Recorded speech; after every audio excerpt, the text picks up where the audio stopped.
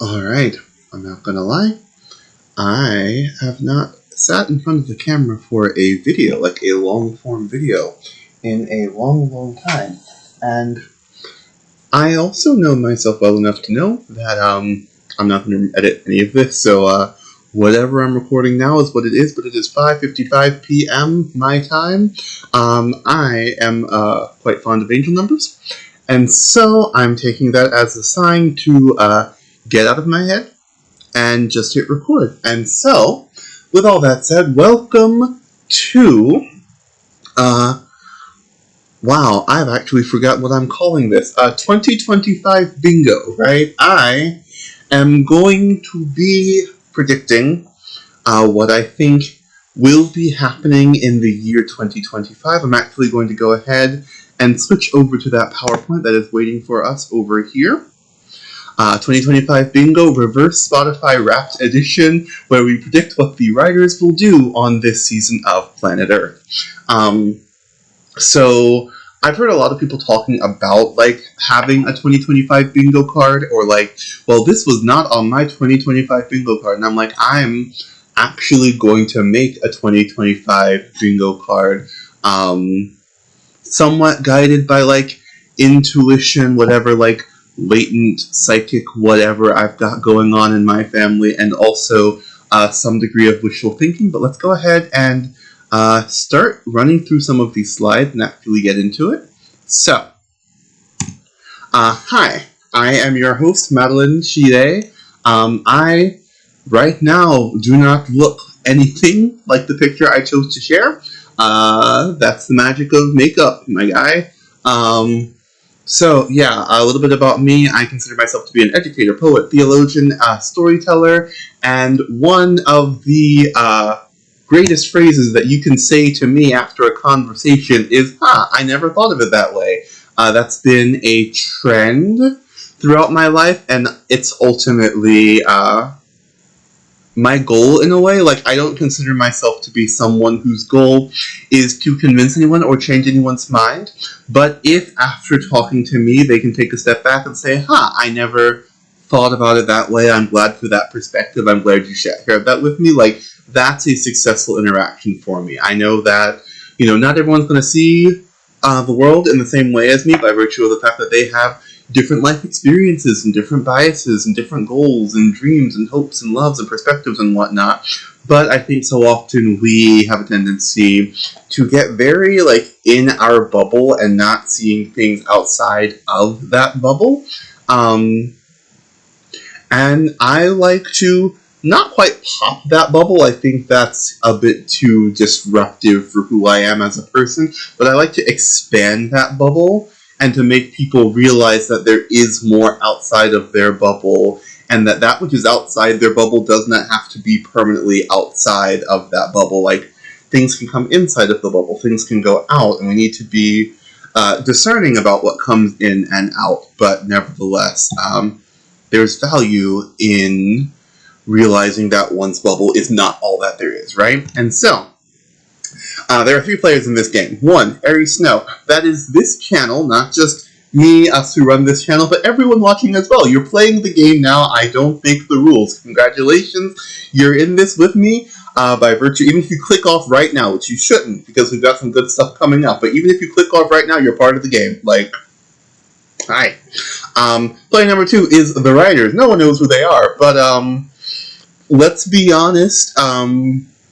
It kind of feels at this point in time like this season has just gone completely off the rail. Or wherever we are in this TV show that we call Planet Earth Season 2025, we're not even a month into it yet, and things are already feeling crazy with plot twist after plot twist, some predictable, some not, some great, some not. So yeah, I think that 2025 is going to be a big year. Numerologically speaking, it's a 9-year, which tends to represent like the end of a journey, the end of a saga, and also the fact that if you are like into astrology at all, you've probably heard people talking about how I believe it's Pluto has moved into Aquarius, if I'm not mistaken.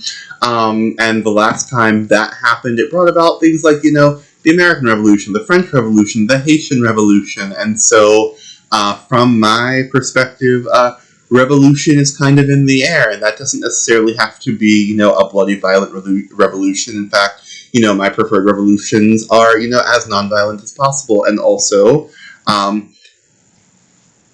I just kind of feel it in the air, which I know is influenced by the fact that, I am an astrology dork, and I'm like, well, but also, it very much feels like this next period of time is going to be revelatory and transformative, and so with it being at the beginning of that, it seems like a really fun time to try to, make guesses. And also fate. Beyond whoever is, in control, if you will, whether you think that is a god or gods or just what have you, the simulation, if you will. There's also a certain degree of fate where it's listen, things can just change on a whim. Things can just flip-flop, upheave themselves, right? And so, yeah, at this point in time, it is an informed guessing game. I consider this game of bingo to be an informed guessing game where I don't know what's coming, but I can hopefully read some of the writing on the walls and guess, and also just wishfully think, because let's be honest, I am not 100% sure how I feel about manifesting, but if it's real, why not manifest good shit, right? So, how to play? It's bingo. You win by filling out a row vertically, horizontally, diagonally, or by filling out the four corners with the free space being the fifth one. In order to mark off a spot, the event must take place after January 31st of this year, but before December 31st, 2025, the end of the year. And so that's why I'm referring to it as the reverse Spotify Wrapped edition, because Spotify Wrapped starts in January, and then sometime in December they'll be like, hey, here are the songs you've listened to, and then until January 1st, if I'm not mistaken, you're kind of just in this weird, lull where, you can listen to whatever you want to listen to, and decide who your musical persona is going to be for the month ahead, and then go from there. I decided pretty early on last year that Idol by Yoasobi would be my number one song, and by golly if it wasn't, because I made a commitment. Obviously, Spotify Rap works for, it literally just records your music. I'm weird about these things. Anywho, so it must be big enough to warrant a headline in a major publication or a reputable publication. The Venn diagram between a major publication and a reputable publication is not a circle, but at the very least, I want it to be something that, it's not just, oh, well, my brother's cousin's aunt's uncle's dog wrote a blog that said this. It's gotta be at least, a major publication, if not a reputable publication. Different publications have different levels of, academic, journalistic rigor, or what have you. That said, I would probably make an exception, if research got published and the news hadn't gotten a hold of it, but, it was published in, an official journal, if you will. There's a very small chance that I will be aware enough of anything happening in this bingo card that I filled out to be yes, I was scrolling through JSTOR and I saw this really neat article written by someone at this university who's doing a postdoc program. I don't see myself being that involved, but, I am an academician, scholarly, perpetual student type, so who knows. So, in this game, bingo is an acronym that stands for Belief in Belonging, Internet Era Phenomena, Natural Wonders and Disasters, Geopolitical Events, and Original Creative Works. And you'll notice everything on this bingo card is a direct result of me being me. A lot of it is reflective of my lived experience, the things that are on my mind, the things that I'm focused on, right?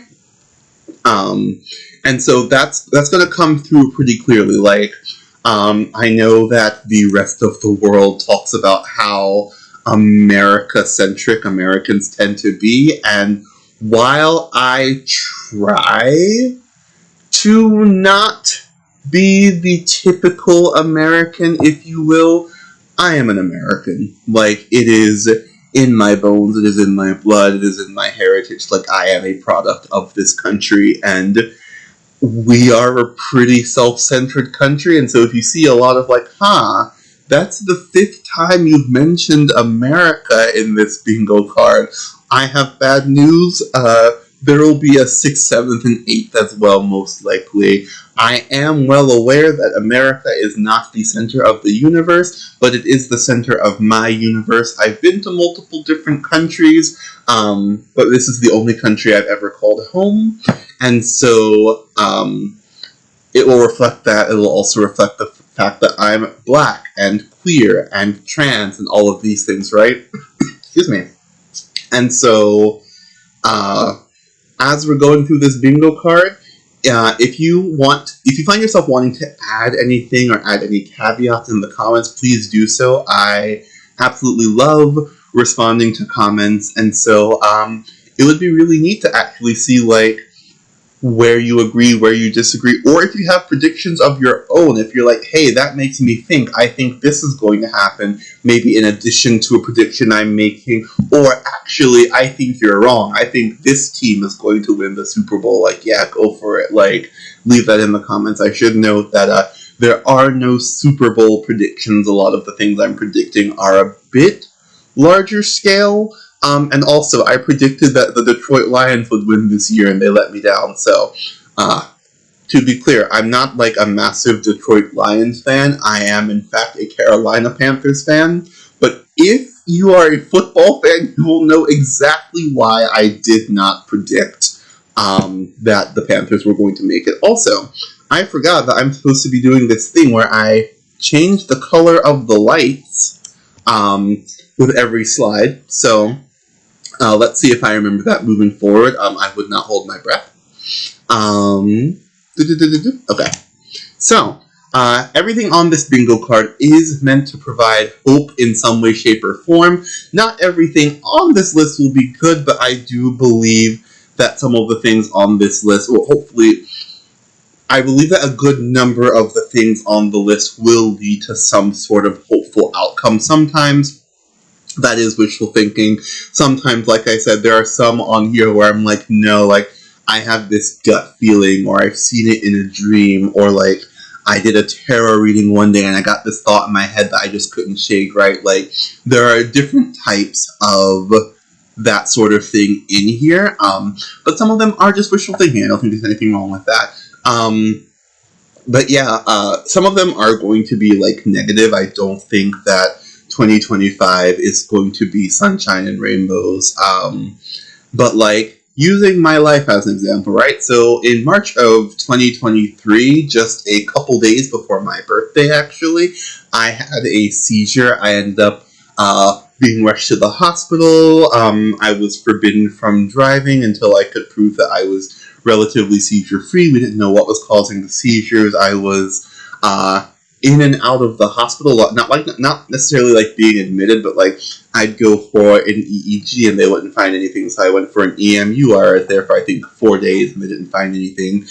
Just this constant back and forth of not knowing what was going on, and it was also 2 months before I graduated from my master's program, and so all of my plans that I had, like, career-wise completely went out the window, and so overwhelmingly that was a, like, negative experience, but it did lead to a few months later me saying, wait a minute, if I'm going to be sidelined for a little bit, now's a really good time for me to publish my first book, and so I did. In December of 2023, I published my first book. I will leave the link in the description if you want to check that out. It is my debut book of poetry, and while it's something that I had been thinking about doing for a while, actually being sidelined made me take a step back and say, hey, you know what, now is a good time to produce this book that I do genuinely believe, in the grand scheme of everything I've ever created, it is the thing I am the most proud of. I am not the type of person to pat myself on the back. I am quite critical of myself, but I do genuinely think it is an incredible book of poetry, and it would mean the world to me if you would check it out and read it. It's available in ebook, paperback, and hardback, and then in the paperback and paperback and hardback, it comes in standard print and large print. So I'll drop those links down below. It'd mean the world to me if you would check that out. I, again, as someone who is not want to pat myself on the back, I think it's good. I'm really, really proud of it. It would mean the world to me if you checked it out. So, all that being said, the last thing I will need to say before we jump into it is that none of the things on this list are endorsements of things that I think people should do in 2025. I almost forgot what year it was. Like, a lot's going on. I'm going to use an example, right? Because I know the LA fires are going on right now. And if I were like, hey, I think there's going to be an arson problem this year. I don't, and that's not something on the list. But, like, if I were to say that, that is not me saying that I think you should go out and, like, commit arson. Like, this very much, like, I'm going to, like, reiterate this several times throughout the video, but, like, nothing I'm saying here is an endorsement. None of it is encouragement. And also, at the end of the day, these are all guesses. So, on the off chance that I somehow, like, go Nostradamus mode and accidentally, like, just, like, predict some sort of, like, weird niche thing that ends up happening, like, hey, it's a guess, I'm not involved, like, none of that, right? And so, based on the community that we've built here, I'm pretty sure that this isn't going to be a problem, a concern, anything like that. But I also do not want to, like, not come out right now and say, like, please, guys, like, if at all possible, let's make this as positive and meaningful and, well, good, etc. of a year as possible, because, the world has known no shortage of heartbreak, and even though heartbreak is inevitable, I think it falls on us and people like us to be the type of people to make a positive difference in the world. And I say people like us because, let's be honest, I'm looking at my OBS. I'm just under 20 minutes into this video, and I haven't actually started the bingo part, so if you're still listening to me, if you're still here along this ride for me, like, we are simpatico, like, we are linked up, and you are the type of person who the world needs for the purposes of positivity, right? Like, I feel that in my bones. If you know, even if you happen to be listening to this because you skipped ahead a little bit, like, I'm talking to you, but especially if you have been like, yeah, no, this first 18 minutes, like, I'm here, I'm locked in, yeah, you and me, we're making the world a better place. Let's go. So, with all that being said, let's get started. I'm going to try to start remembering to change the color. So, first thing on the list, Gaza rebuild. I don't think y'all need me to tell you anything about what has been going on in Israel-Palestine for the last 15 months or so. With a genocide that was preceded by the deadliest attack on Jewish people since the Holocaust, which was preceded by an ongoing occupation, which was preceded by quite possibly the worst genocide the world has ever seen, preceded by, like, I want to make it very clear that none of this is meant to, like, I find when it comes to this particular topic, there's an ongoing sense of where you start the conversation and, like, critiquing folks for not starting at the right place or highlighting the wrong things. All I know is, for context, I started making these predictions the day before it was announced that Israel and Hamas had reached a ceasefire. And I stopped making predictions the day before 47 was inaugurated as president. And so, this prediction did precede the announcement that the hostages would be released, and that is Israeli hostages, that is Palestinian hostages, despite the fact that there are bad actors on both sides, including at the very top, who are committed to preventing these efforts of reconciliation and healing and liberation and justice. I personally believe that 1/15/25 may actually be the day when we said, like, hey, it's done, it is finished, it is time to rebuild.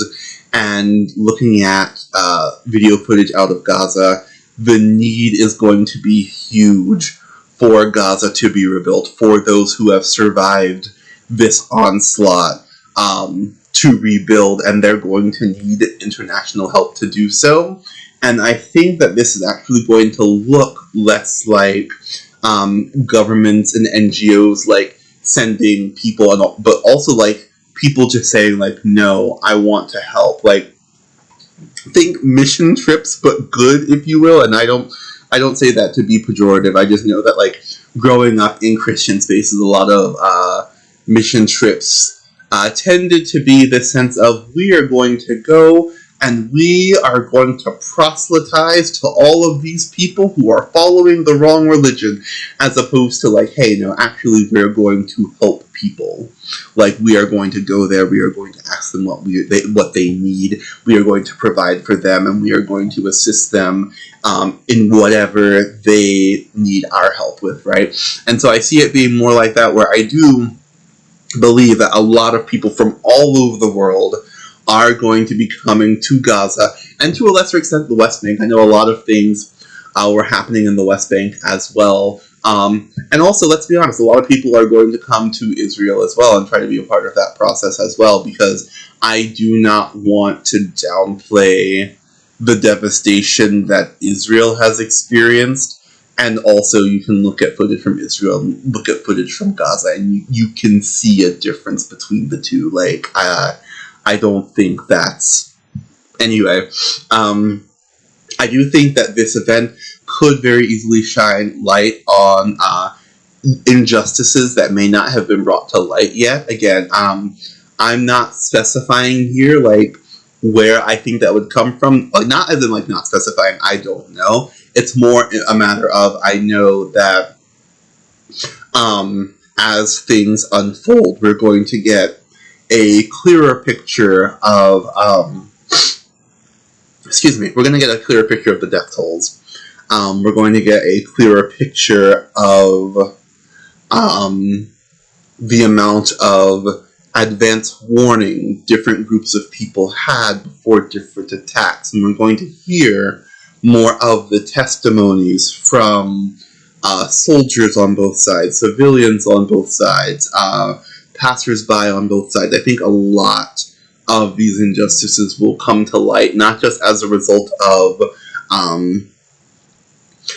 the Hamilton quote, we tend to our wounded, we count our dead, but also in the sense of, by virtue of the fact that other people will be there, it'll be a lot harder to hide some of these atrocities and injustices. But I do think that a positive that could come out of this is the fact that if there's going to be an international presence there, it's much less likely that conflict would escalate in the same way, in the ways that the Netanyahus and Smotriches and Ben-Gvirs of the world might want, because when you have people from, I'm going to say, developed nations, like your quote-unquote first world countries, if you have folks from America, Canada, France, England, etc. in the area, either side is going to be less likely to want to provoke violence, because there are going to be more eyes directly on that can report. And also the fact that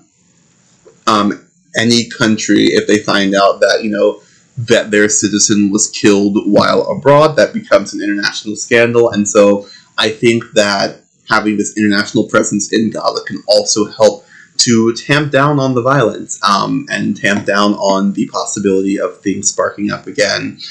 Using a indirect anecdote, but still somewhat of a personal one, I do have loved ones who have been to Israel and to Gaza and to the West Bank, and they report about how specifically, so the church I grew up has a partnership with a church in Gaza, I'm pretty sure. I think it's, Gaza. I think it's Gaza. It could be in Palestine. I can't remember if it's Gaza or the West Bank.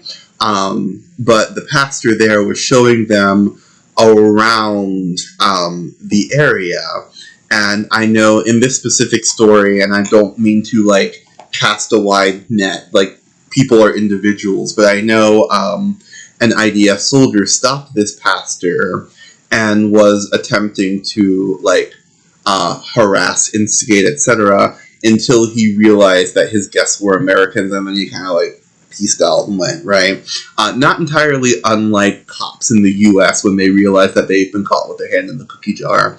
And so this sense of people using their privilege for the good of others can also be somewhat unintentional, where just being there and being able to be a witness could go a long way. Again, a lot of this is hypothetical, but I'm keeping my fingers crossed, because at the end of the day, less violence for everyone is less violence for everyone, and less violence for everyone is good. Like, at the end of the day, regardless of the nuances of how I land on feelings about the tragedies on top of tragedies on top of tragedies that we've been witnessing for the past 15 months, 15 years, 15 decades, 15 centuries, all of the, these compounding tragedies.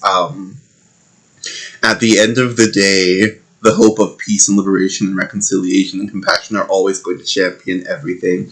And lastly, I do believe that there are going to be Israeli citizens who are going to join and possibly even spearhead. I'm looking at organizations like Standing Together in Israel. I'm looking at organizations like JVP, If Not Now, etc., possibly spearheading these efforts, specifically thinking in the context of Israel, an act of teshuvah, repentance, repair, return, etc. I do believe that as some of these numbers come out, like, I do believe that there are going to be people who aren't fully aware of the devastation that these last several months have brought. And I think that as some of that comes to light, there are going to be people who say, wait a minute, I did something wrong. In the same way that folks in the U.S., often in the absence of government efforts to make reparations to people who have been harmed by this nation, will themselves attempt to repair some of that harm in their own actions. I think that's going to prompt conversations about reconciliation. I think it's also going to prompt conversations about trust, if I'm being perfectly honest. Because if you've just gone, I'm going to use the term war. I know that it can be controversial to describe it as a war, given the presence or lack thereof of military forces, etc., etc. But when you've been to war with someone, at some point in time, reconciliation has to be on the table.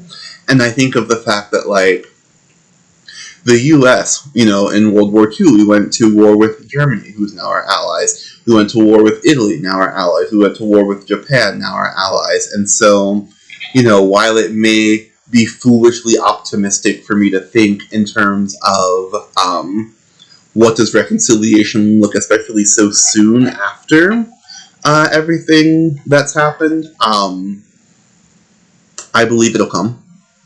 And I believe that there are going to be tough conversations about, well, I didn't do anything, why am I not trusted? Or, how can we actually make repair? Or, let's be honest, some people who, because of the events of this war, this genocide, might act in ways that are, say, anti-Semitic towards Jewish people who might not even be from Israel, and seeing, some of that hatred in real time, because anti-Semitism is also on the rise.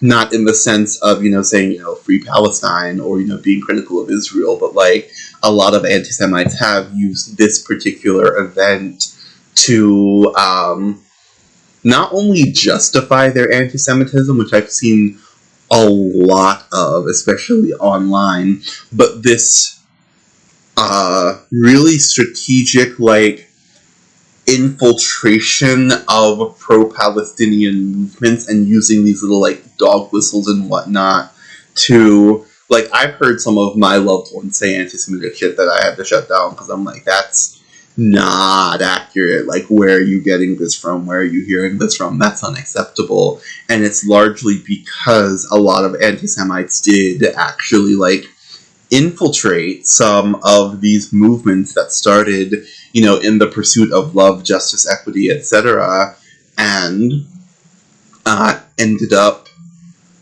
derailing, side railing, etc. So I'm rambling at this point. Also, I realize that I am half an hour into this video and I'm still only at this first bingo card. I wish I could say I was surprised. I'm a very talkative person.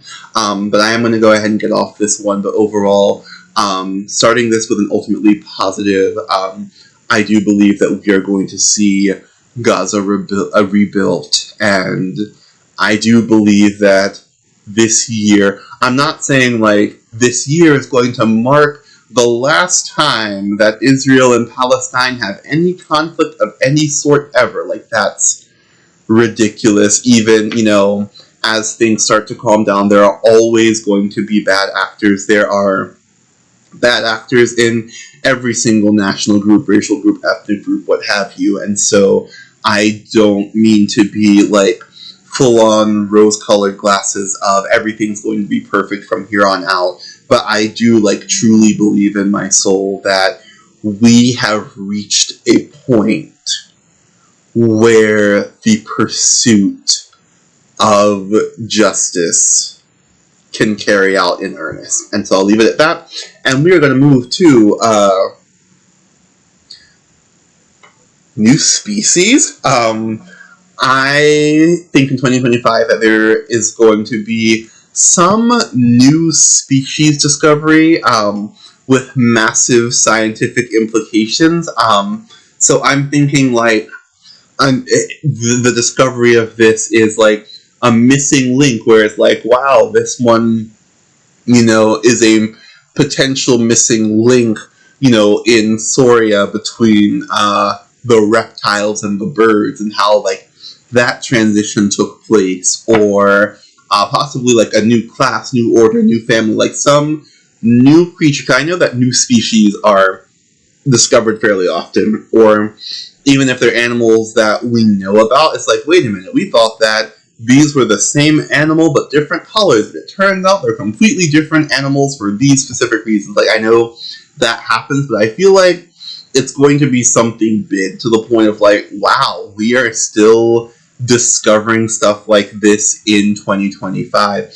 I do think it could be possible that it's like, oh, well, we found a new creature hiding in the deep sea, or we found that there's this creature that can survive in lava flows, or something like that. But I think it's going to be something that's going to like change the way that we think about life. Not necessarily in any major way, like, this came from a different planet or whatever, but like, you know, if someone, say, filmed a video of a fungus, for example, where it was using this, what are they called, the rhizomes or whatever, and it looked like they were crawling along the ground or something, that's going to change the way we think about fungi, right? And so that's more what I'm thinking. Like, I think there's going to be some sort of discovery that's going to make us take a step back and be like, wow, that's wild. Like, I can't remember if it was 2024 or 2023, but I know it was the first time that we saw two groups of living things fuse to become a single organism, and I think they said that it's only happened twice, and the last time it happened, we got plants. And so, again, I'm not a scientist myself. Science is not my area of expertise. I just think that there could be something really, really interesting coming out this year in 2025 that we're not quite expecting. And so, I think in 2025, and it should be noted, I'm saying throughout, like, I think, I know, I wonder, these are all predictions. I'm not sitting over here with my crystal ball and be like, I know that this one. That's why it's a bingo card.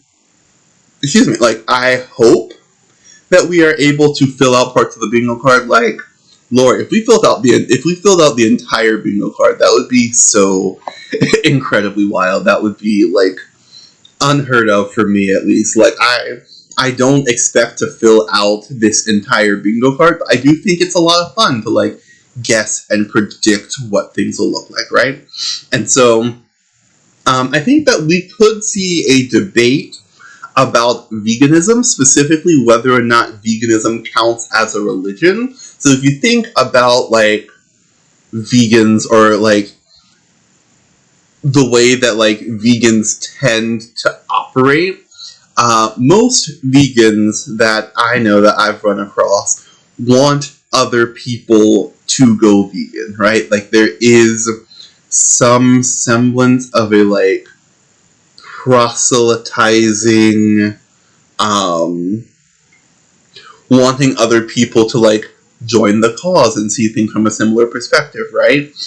Every now and then, like, you will of course have vegans who are like, listen, this is for me, I don't care what you do, I'm doing this for me, which is totally chill as well. Although I know that there are some vegans who will be like, well, that's not a real vegan, that just means they're plant-based, because vegans are committed to the cause, which also like kind of reinforces what I'm saying here, where there's also this sense of like moral framework. It's a specific moral framework that understands animals to be deserving of the right to not be slaughtered, not be eaten, not be exploited in any way, whether that's for food or for entertainment or for whatnot.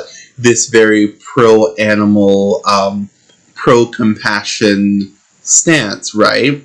Also, it should be noted, I have attempted to go plant-based several times in my life. I actually have a video, I'm pretty sure it's archived now because it was titled 5 Reasons Why I'm Going Vegan in 2020, and I did not, in fact, go vegan in 2020, and so it's archived. But I say all of this from a stance that's like very supportive of, at the very least, the principles behind veganism. Like, I do try to eat plant-based whenever possible. Like, if there's a vegan alternative and I can afford it, I'm going to get the vegan alternative or the plant-based alternative or whatnot. And I think ultimately, like, the most, like, idealized, true to myself version of me is, at the very least, plant-based. I know there are certain things when it comes to veganism that I do disagree with. Like, for example, I know there are, like, most vegans will say, like, you can't have honey because consuming honey is exploitative to the bees. That is not a stance that I myself share. I would 100%. I don't foresee myself giving up honey. I know that some others will say, like, hey, actually, dates aren't vegans because wasps die inside the dates, I believe it is, in the process of pollinating them, and so there are some folks who will, either figs or dates, won't eat them. As a general rule, I also like, if you have eggs from chickens that are raised on a farm, and the chickens are well fed, and they live good, happy lives, and they get to run around the farm and whatnot, like, I'm down with that. I actually worked for someone once upon a time who kept chickens in their backyards, and they lived as cushy of a life as her puppies. And so, like, eating those eggs, no issue whatsoever. And so, like, I, would never go fully vegan, but I don't want anything I'm saying to come across as, like, critical of vegans. Anywho, that was just a little, like, side note there. I didn't want it. I realized that, like, my posture and whatnot might have, like, suggested, like, those silly vegans, but no, I have a lot of vegans in my life who I know and love, and, like, obviously that doesn't mean that I can't, like, be biased against them in the same way that saying, like, I have a black friend doesn't mean that you can't be racist, right? But, like, I want to at least say that, like, none of this is coming from, like, a negative stance so much as I have, anywho, that's probably content for another video, because the ultimate question here for me is, if, say, the rights of a group that often seeks to proselytize others and has a very specific moral framework, if the rights of such a group were ever under attack, would religious liberty arguments protect them from discrimination? So I'm honestly thinking, like, if, say, someone, I'm using a hypothetical, right? But, like, if hypothetically someone was like, hey, I need for there to be vegan food at this work function, and they basically said, hey, we're not going to do that, and then the person cites religious discrimination, or honestly, if I'm being perfectly honest, that analogy doesn't even work, because I don't think it's going to necessarily be a sense of, like, a single vegan launching a lawsuit because of discrimination. I think it's much more likely that, like, perhaps in some sort of weird, like, anti-environmentalist shtick, that someone decides to go after a community of vegans or what have you, and then the question becomes, like, can we afford religious protections to vegans, and then, like, what are the drawing lines? What makes a religion, right? Like, I feel like that's, like, at the end of the day, the central question, because take an introduction to religion course, and you'll quickly find out that defining religion is no easy task, right? And so I think that's, like, I'm seeing that debate happening, but, like, specifically on a legal level. Like, it's not just folks online discussing, hey, do you think that veganism is a religion, but it's going to be more along the lines of, hey, did you hear this lawsuit where they're trying to figure out if this, say, vegan sanctuary has this status based on whatever, right? Like, I honestly see it being, like, a pro-environment stance, specifically in the context of the USA, with us once again leaving the Paris Climate Agreement and the whole drill baby drill mentality. I think that this could largely reflect, like,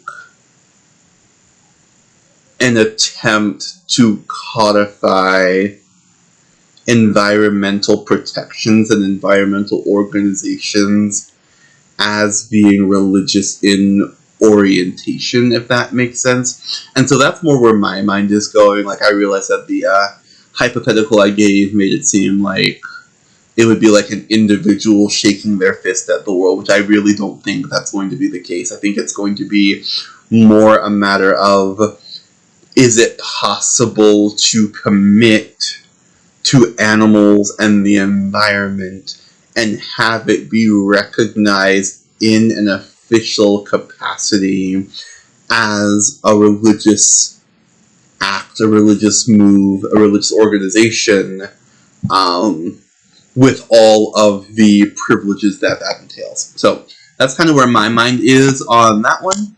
And so, I'm not going to lie. So, this one is actually one that I wasn't initially, like, I was going to mention it, I guess, but, like, literally, one of the first things that came to my mind as I was making this, I kept hearing the phrase Luce Vocaloid, Luce Vocaloid. And if you're not familiar, Luce is a Catholic anime character meant to attract younger people to Catholicism. There's this sense of realizing that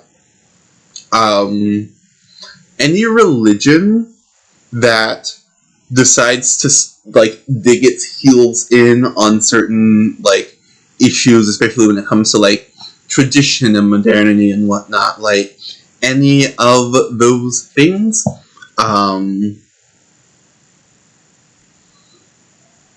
there's a fine line between chasing after every trend, which tends to spell a death knell for any organization, but also the sense of, we've done this since 1784, we're not about to change now, can also be the death knell. There's a sense of keeping with the time, to also remembering, like, what's at the core of who you are, right?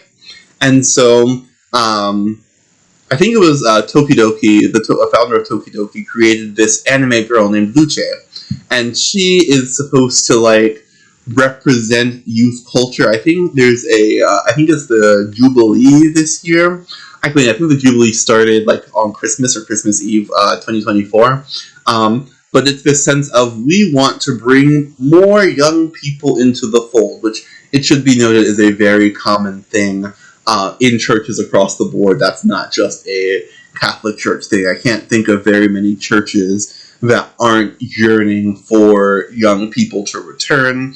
And this is a bit of a side tangent, but a lot of those churches don't actually want the input of young people. They just want young butts in the pews. That sounds terrible, meant completely non-sexually. Like, they want young people in their church to give a sense of, yes, we're still doing this thing, we're going to keep it moving, like this isn't dying with us. But then young people come in and they bring their ideas, and that often is much less popular because, let's be honest, a lot of older folks were raised in this mindset where young people were supposed to be seen and not heard, and young people aren't standing for that in this generation especially.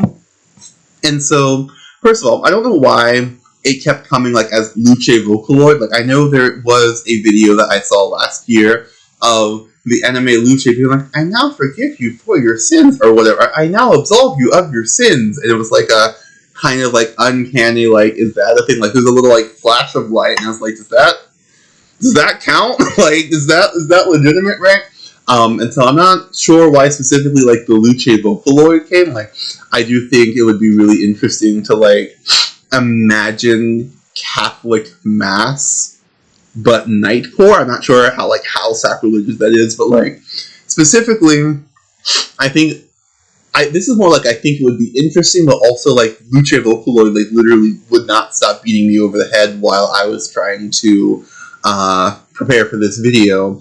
And so essentially this prediction would have young people actually getting more involved with the Catholic Church. Sometimes, some ironically, some only aesthetically, because let's be honest, regardless of how you feel about the Catholic Church, their aesthetic is remarkable. But also, the professor who hooded me at my master's graduation is a Catholic theologian who does all of her work with like liberation theology, eco-theology, etc.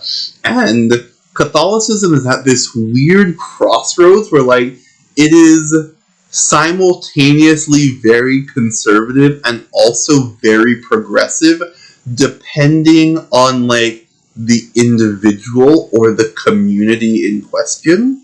Like, I know, like, if you think of the Catholic Church, you're almost certainly not thinking of, like, progressives, but I also know so many Catholic progressives, both personally and through reading and through knowing history, and, like, I almost foresee, like, young people digging more deeply into Catholicism and then being like, hey, we should lean more into the preferential option for the poor, and then like Catholic leadership being like, no, can we just focus on the discrimination piece?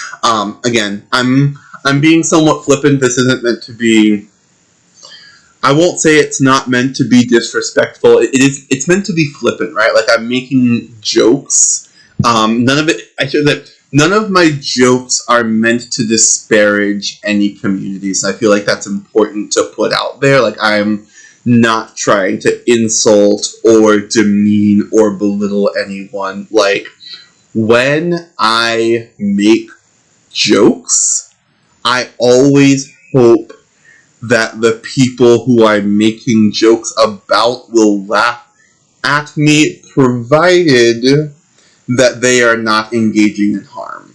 So if a Catholic leader is hell-bent on oppressing a marginalized group and I make fun of that, like, that leader is not meant to be in on the joke. But, like, if you are a queer person sitting on the back row of Catholic Mass, like, I hope that y'all will laugh with me, right? Like, it's not meant to be pointed or aggressive at any, especially any marginalized group, but as a general rule, like, if I'm throwing punches, it's punches at people in positions of power and people who will abuse certain, like, powers or ideologies or whatnot to oppress others.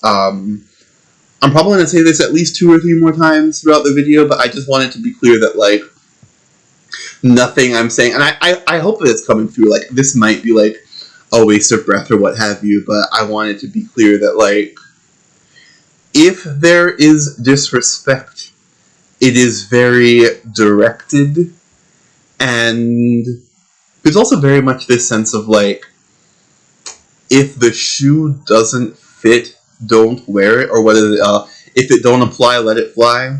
Like, if I talk about, the fact that, like, historically speaking, Catholicism has been fairly homophobic, transphobic, etc., and you're like, hey, I'm a Catholic and I'm not homophobic or transphobic, it's like, yeah, that's really cool. I have members of my family who are Catholic and not homophobic and transphobic, and I'm not talking about them, right? Like, that's... Anywho, I feel like those caveats are important. I'm going to try to make fewer of them moving forward, because this is already starting to be a beefy video, and I think you can see just how many of these black stars we still have to get through. But yeah, ultimately, I think that if Luce takes off, and the fact that Luce Vocaloid kept hitting me over the head, it very well might. I think it'll actually see young people flocking to Catholicism and being like, wow, y'all have a really impressive history of, like, fighting for the poor, the orphan, you know, the widow, etc., fighting for the environment. Laudato Si, the, what is it, encyclical? I can't remember the word, that was sent out by Pope Francis. Like, y'all have a really interesting history and present, and, like, I'm going to champion that. And it kind of backfiring in the eyes, excuse me, backfiring in the eyes of people who would rather ignore the more progressive wings of the Catholic Church. And so, new art. I think that 2025 is going to be the year a new art medium is developed. Oh my goodness, gotta press the button. We've got dark blue now. I don't know what it's going to be, but it's very much like we have books, movies, TV shows, video games, and they were all new at some point in time. And something I've been saying for a while, right, is I feel like we've reached a point collectively where we keep reinventing things that have already been done, right? Like, right now, like, where's my phone? Like, this is a telephone, and it is a supercomputer that is more powerful than the computers that put people on the moon around the time my parents were being born. But it's still a phone, right? Like, that is still a telephone, Alexander Graham Bell. It's still a computer. And so I find myself wondering, like, we've kind of been in a lull for a long period of time where I feel like new things being created has been very sharply on the decline. Like, we see it in the overwhelming number of remakes. We see it in the overwhelming number of spin-offs. We see it in the fact that on a big scale level, it is a lot more of a sure thing to invest in remakes because of popular IP IPs because, like, well, it was popular the first time. Why not do it again? And it's a weird time because I know a lot of people are, like, craving new things, right? It's one of the reasons why indie artists have taken off so much, because we just want new things. Like, we are kind of tired of the same old being rehashed. And also, we go and see the remakes and the spin-offs and whatnot because we do love the original IPs and we do want them to be good, right? And so it creates a cyclical, like, I don't know, I feel like we're kind of stuck in this loop where even if we're improving on old things, we aren't, like, creating new things. And so you'll actually see this a lot throughout, right? Where I think we're actually going to have new stuff coming out.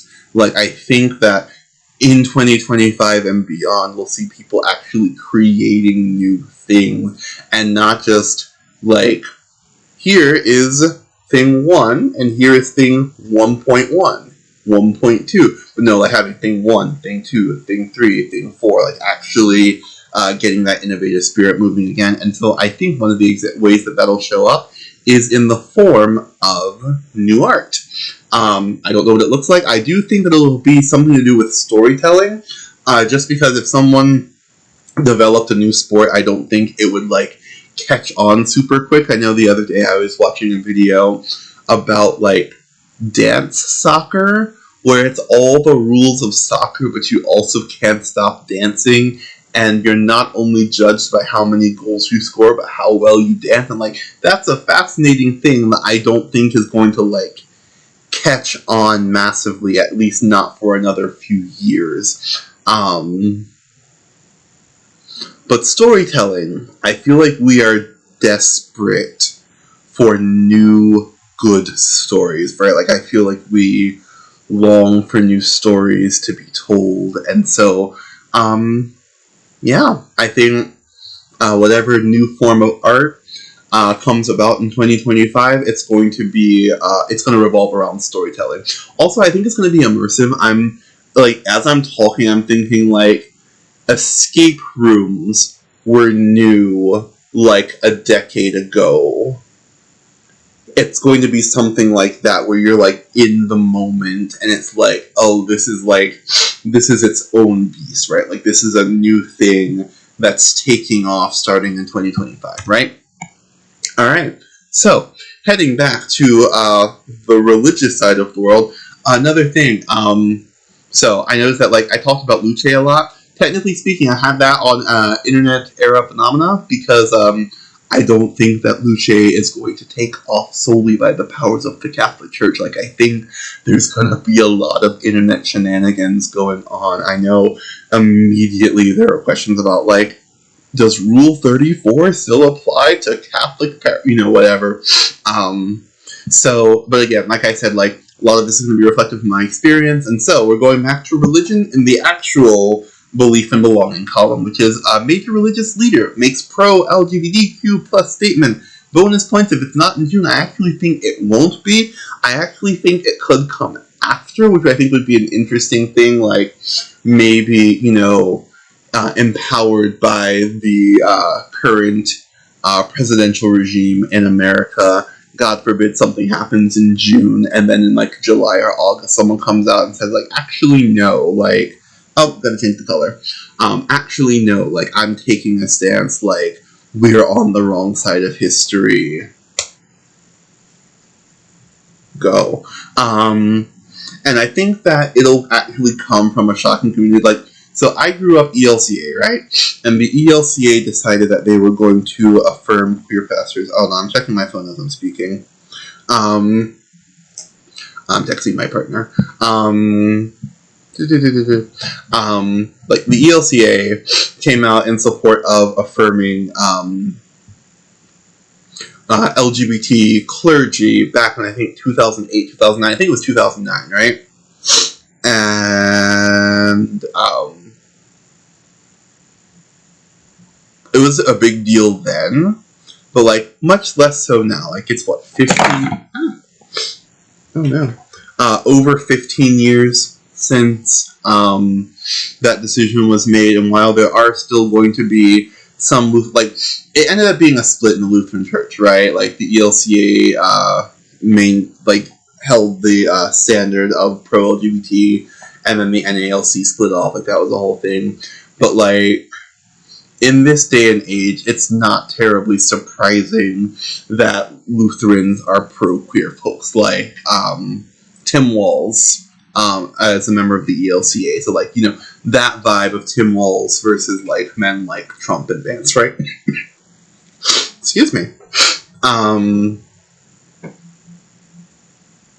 But I think it's definitely going to be from a group that no one sees coming. Like, I know right now, the United Methodist Church is very much in, like, active conversations and debates and push and pull back and forth, etc. But, like, the examples I listed are, like, the Pope, the president of the Southern Baptist Church, like, the rabbi of an Orthodox congregation, a major imam, something like that. Like, things where it's like, wait a minute, like, this is huge. It's not just like, hey, we've been somewhat of a moderate group, and now we're coming out a little bit more left. Like, I think it's going to be a moment where it's like, wait a minute, this person just said be gay, do crime? Brilliant. Like, it's going to be huge, right? But I also think it's going to prompt a lot of people to realize that a lot of these sorts of positions only uphold themselves because of external pressure, right?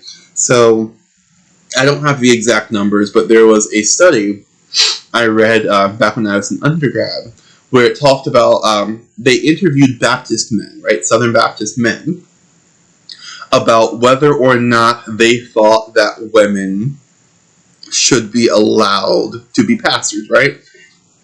Excuse me, and I think it was like 53% or something like that. Like, I think it was like in the 50s, right?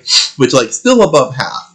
But then the follow-up question was, now, how many other men do you think in the Southern Baptist Church think that women should not be president? I mean, not president, pastor. And the number was like 70 or 80%, something like that.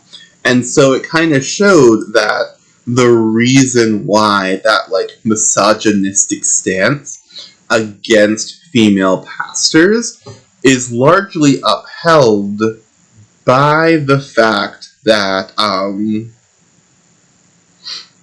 you believe that other people do. I feel like I'm not quite making sense. I feel like my brain's getting a little bit scrambled. But, like,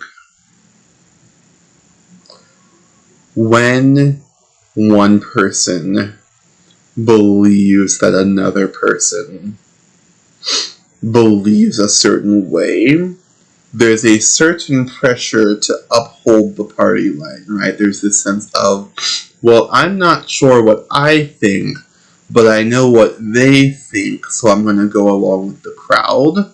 And I think that when you pull the plug and you realize how many people believe the way they believed based on what they thought everyone else around them believed, I'm not sure if you've seen this Tumblr post, but there's an idea where it's like, you have, like, it's a reality show where you have 10 men where there's one straight man and the other 9 are gay, and you're trying to figure out,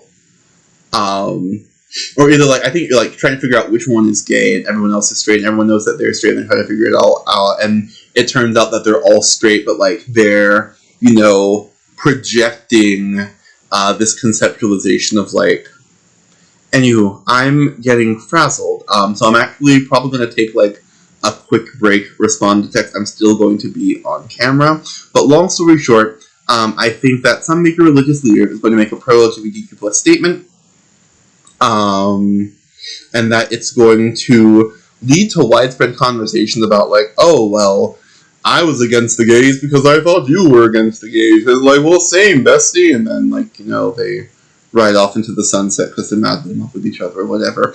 Anywho, brief pause. I'm actually going to do my little scene change. And respond to this text right quick. In the meantime, I want to challenge you to write a prediction that you have. Bonus points if you submit it before the video is over, so this will hopefully be like a little intermission. And then when I'm back, hopefully you'll have posted it in the comments, and we'll see I'm sorry, if you predict something in the comments right now and it turns out to be something that I've also predicted, that's gotta come true, right? We've gotta we teamed up, we synced up somehow, it's gotta be true, right? Alright, anywho, I'm going to respond to this text, and I will be right back. This is a time when I wish that I was streaming so I could just turn my camera off, but I'm not gonna do that. So we're just gonna vibe, and I'm gonna type, and you're gonna type because you're making a comment, right?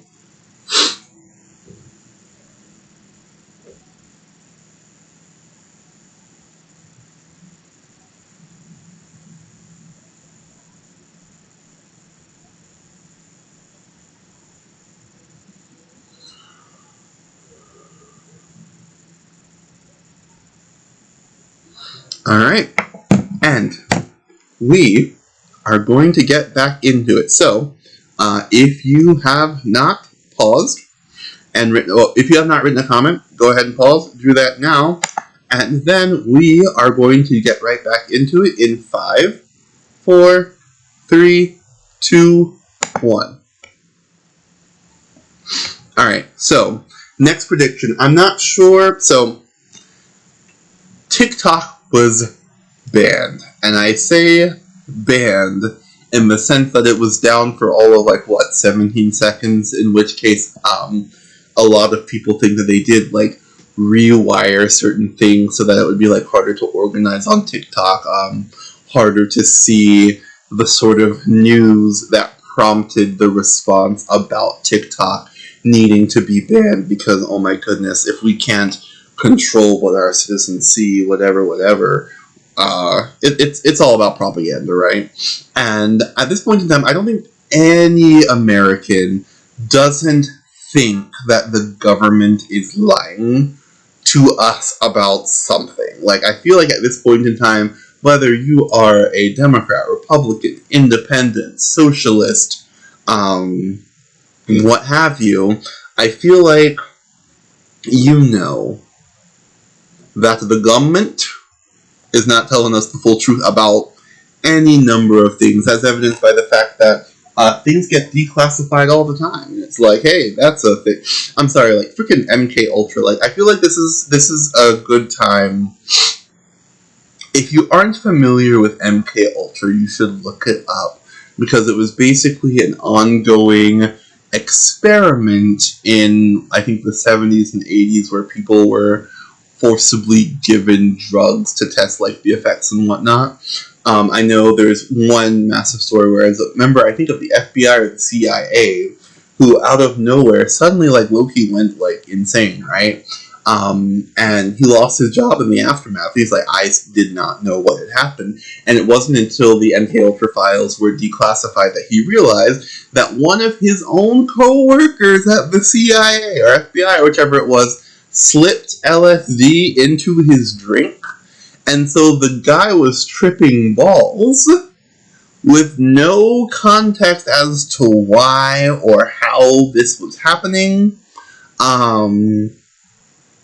and he lost his job, and he didn't find out why until years later. It was yeah, we basically treated you like the sacrificial lamb, right? We are the ones who ruined your life. So sorry. I don't think he got any payment, any coverage, any repair for that. It was just sorry, you were the victim, guess. And so there's no question that any government in the world, let's be honest, does some shady shit and hides it from their civilians. But right now, a lot of Americans are on RedNote. I can't remember the Chinese name for RedNote. I know it starts with an X when it's transliterated. I think it's Zhang Hongshu or something like that. Could have completely butchered it. I'm studying Japanese, not Mandarin. I apologize. But right now, there's a lot of conversation going on between American citizens and Chinese citizens where we're trying to make sense of, like, okay, we both know that our government is lying to us, but are they lying about this? And a lot of what I'm seeing is, like, Chinese citizens realizing that there are certain areas where the propaganda is true. Like, yes, we do really have to pay for ambulances. Yes, we really do have to worry about, like, getting shot from wherever, whatnot. Like, a lot of the a lot of the propaganda is proving to be true. And so it's kind of embarrassing, to be perfectly honest, but it's also really fascinating to, like, realize that, like, yes, there can be a better world than the one we're living in. Anywho, what this gets into, though, is I think that this is specifically going to be a piece of propaganda, maybe not exclusively American, but I think it's going to be something, possibly even something that we collectively would not have thought to question, if that makes sense. And so I'm using a silly example because, again, as you see at the bottom, I think it's going to start with, like, a joke, right? Like, someone's going to make, like, a joke, a meme, or whatever, and it's going to be like, wait a minute, you didn't know? You didn't know? Oh, you really didn't know? Oh no, right? So, like, using a silly example, I know on TikTok there was a whole thing about, like, the birds work for the bourgeoisie, and that, like, birds aren't real, or at least they used to be, but now birds are being replaced with robots, and the birds are actually spying on you, and that's why they act different now, because the government has tampered with the birds, and now most birds aren't real, they're robots, and they're spying on you. And, like, that was a whole joke back in, like, pandemic era TikTok. Pandemic era, more lockdown era, like, at least where I live, the pandemic is still ongoing. We just collectively pretend like it doesn't for some reason. But, like, I think it would be something like that, where it's like, yes, the birds work for the bourgeoisie, right? And it's like, yeah, since 2007. And it's like, wait, what? Like, you're joking, right? It's like, oh, you didn't know that some of these birds were robots? Oh, no. Like, again, I'm using a silly example, right? Like, I personally do believe that birds are still birds, at least for the most part. But I think it's going to be something along those lines, where we're going to realize something, and it's like, oh, and it could be even something that we, like, collectively joke about, but we all joke about it only to find, like, hey, surprise, there's a grain of truth in that joke, right? Alright, so, moving on. Again, prefacing this by saying this is a hypothetical, nothing more. This is a blatantly, like, negative thing that I've just kind of, like, been worried about, kind of, like, it's a feeling that I felt for a while, and so it feels like it's not on the same level as, like, an intuitive gut knowing, but it's kind of this sense of, like, pending alarm. And so this prediction is that an attack, I mentioned a cyber attack. I think that cyber attack is technically, like, exclusively internet based, but this one is, like, predicting or, like, worrying about an attack on, like, power grids, cell phone towers, etc. Like, an attack on a city, but, like, in a wildly non-fatal way, like, at least immediately, like, by virtue of the way that the US is set up, we don't really have any large-scale attacks on American soil, which is one of the reasons why 9/11 was and still is such a big deal in this sort of, like, American context, because, like, we don't get attacked. We do the attacking, and to be clear, that is also a condemnation of the fact that we do the attacking, but, like, it's a statement of fact. Like, that's kinda how this country operates, and so while we have, like, mass shootings and terrorist plots and whatnot, the notion of, like, being attacked in a large-scale way is not something that I think the average American citizen thinks of as being a possibility, at least not in the way that some of the developing nations that are developing because of the way that developed nations are exploiting them might come to experience, right?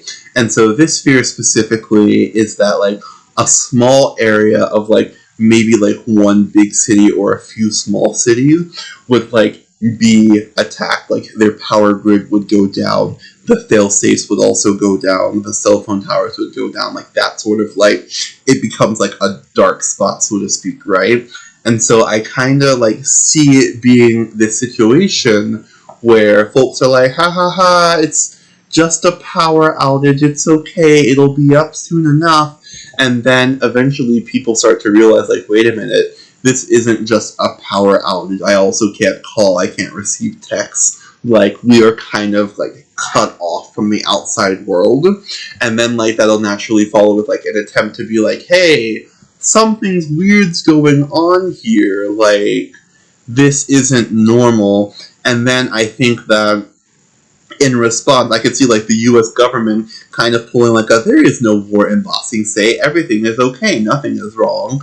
And, like, trying to, like, actively suppress information getting out, which could then, like, play in the favor of the people who want the attack in the first place, where it's like, if you can't spread information, it's easier for them to strike again, but if you let them strike information, it can cause fear and panic, and God forbid, a doubt, like, a sense of doubt in the administration, right?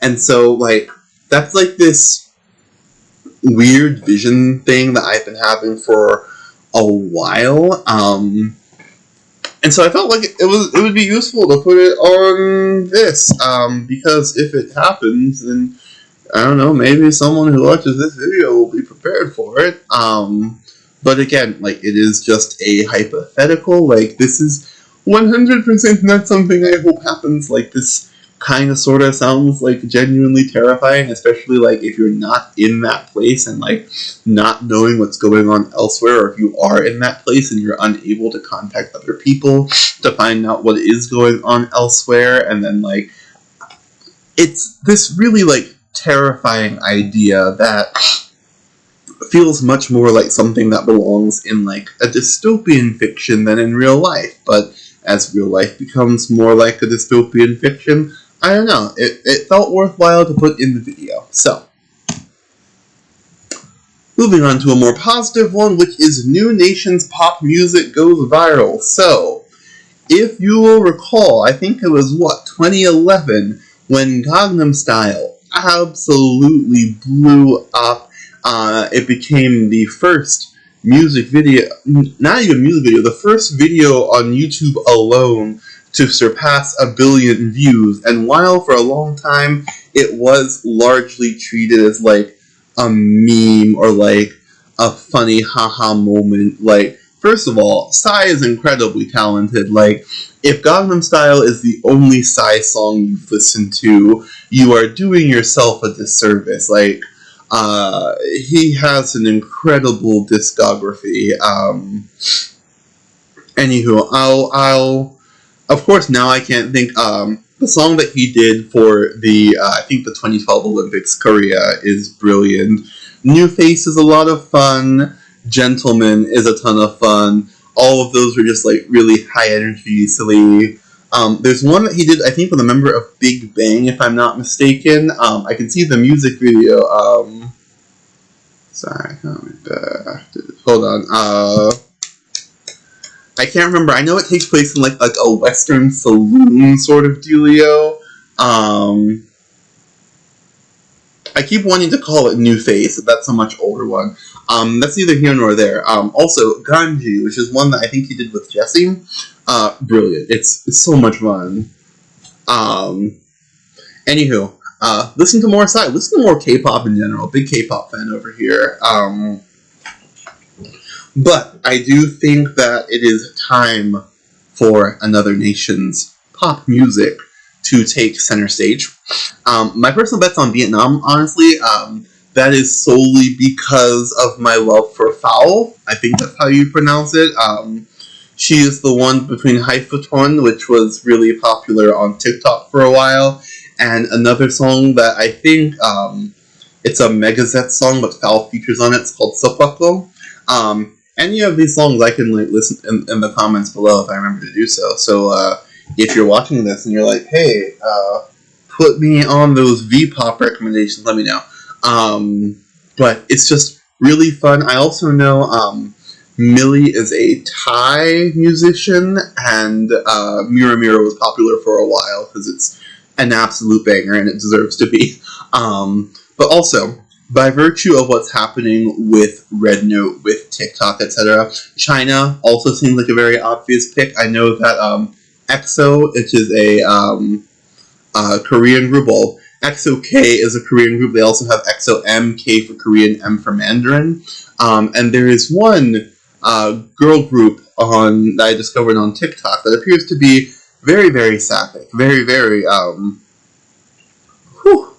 And so I think that, given everything, we could also see a massive surge in Chinese pop music, because I know when I talk to people about Chinese music, they're likely to think of the sort of traditionalish music that you might hear at a Chinese restaurant. But obviously China is also in 2025. To be perfectly honest, I'm watching some of these videos on RedNote. China is in 2125 in some ways. Either that or we are still in 1925, which, given the current political situation, is less funny than I want it to be. We're moving on.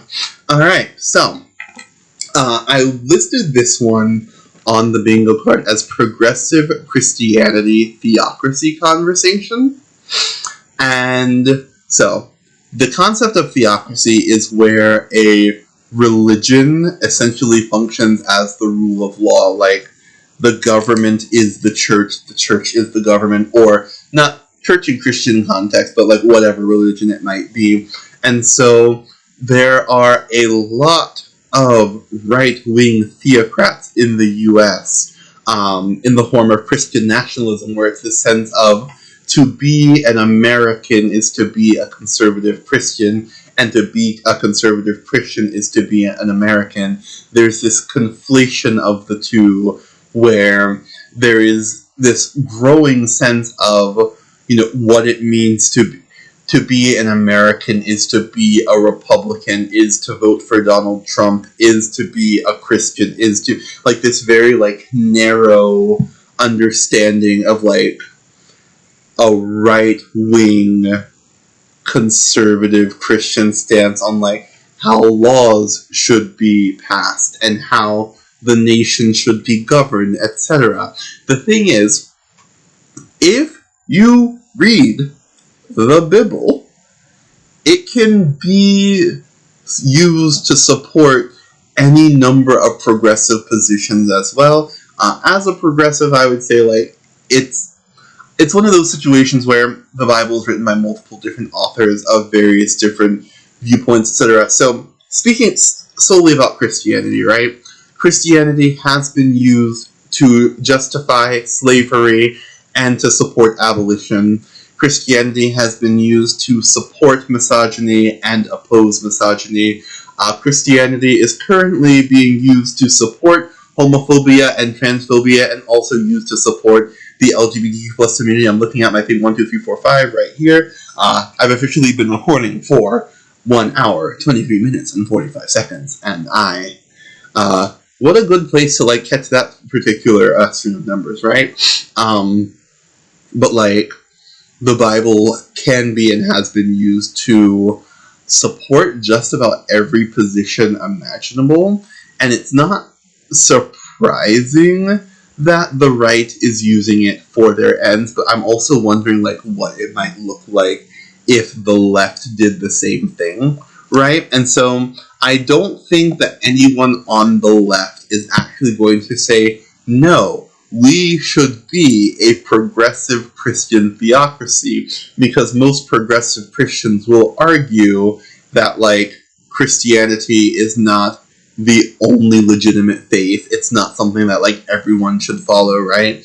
But there is, like, when it comes to, you know, Jesus' declaration in Matthew saying that, like, what does it mean to be a Christian? It means that you feed the hungry. It means that you give water to the thirsty. It means that you take care of the widow and the orphan and the child, and that you visit people who are in prison, and that if people don't have clothes, you clothe them, and if people are sick, you take care of them, and you treat the stranger kindly as if they were a citizen in your own land. Like, all of these things, right, that don't exactly jive with the Republican Party platform.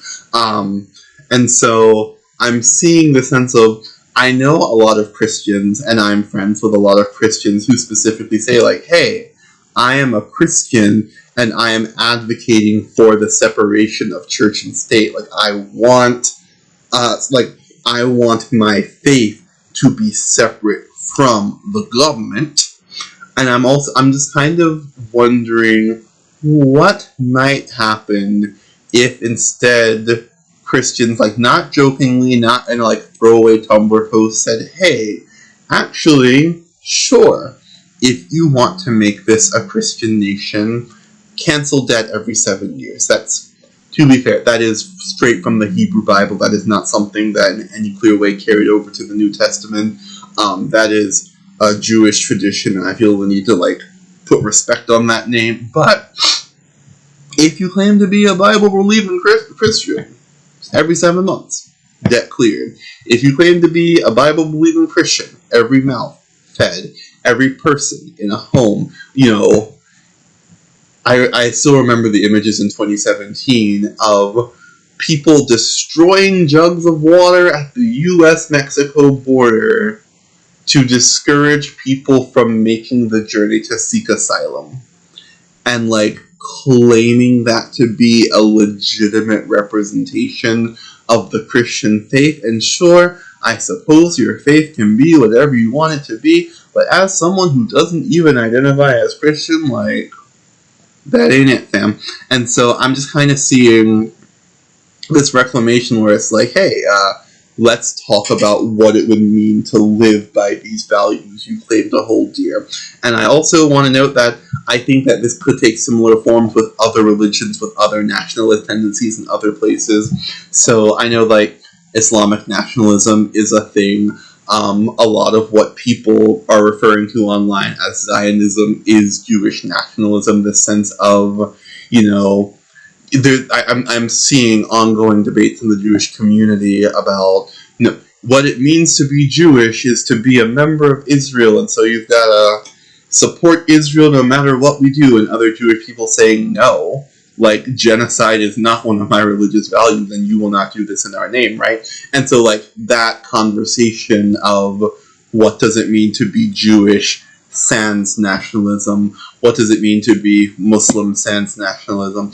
I know Hindu nationalism is a thing that's going on in India, and right now we are being run in the US by Christian nationalists, and so I think that this is going to be a wider conversation, but again, speaking to my own immediate context, I am not Jewish, at least not now. The question of conversion is still an open one. I'm not Muslim, I'm not Hindu, and so I don't feel qualified to speak on those sorts of nationalism in the same way that I can look at the faith I grew up with and think, oh wow, how did we get here? So, Category 6 hurricane.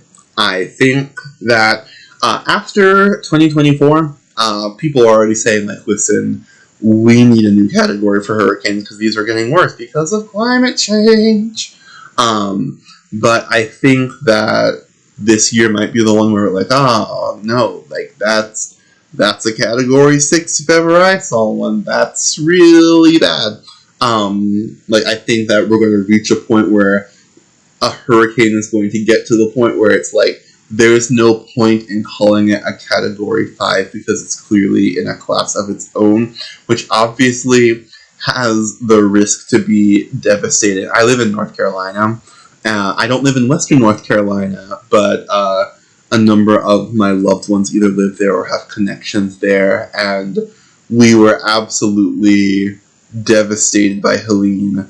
And I don't even think that was an especially large hurricane, but because of where it hit, because of the fact that these are mountain communities built alongside rivers, and when the rivers flooded, it took everything out. It was just absolutely devastating. I think, like, I don't know, like, I don't wish this hurricane on anyone, but I do think that we are going to see a hurricane where it's like, there's no point in having a debate.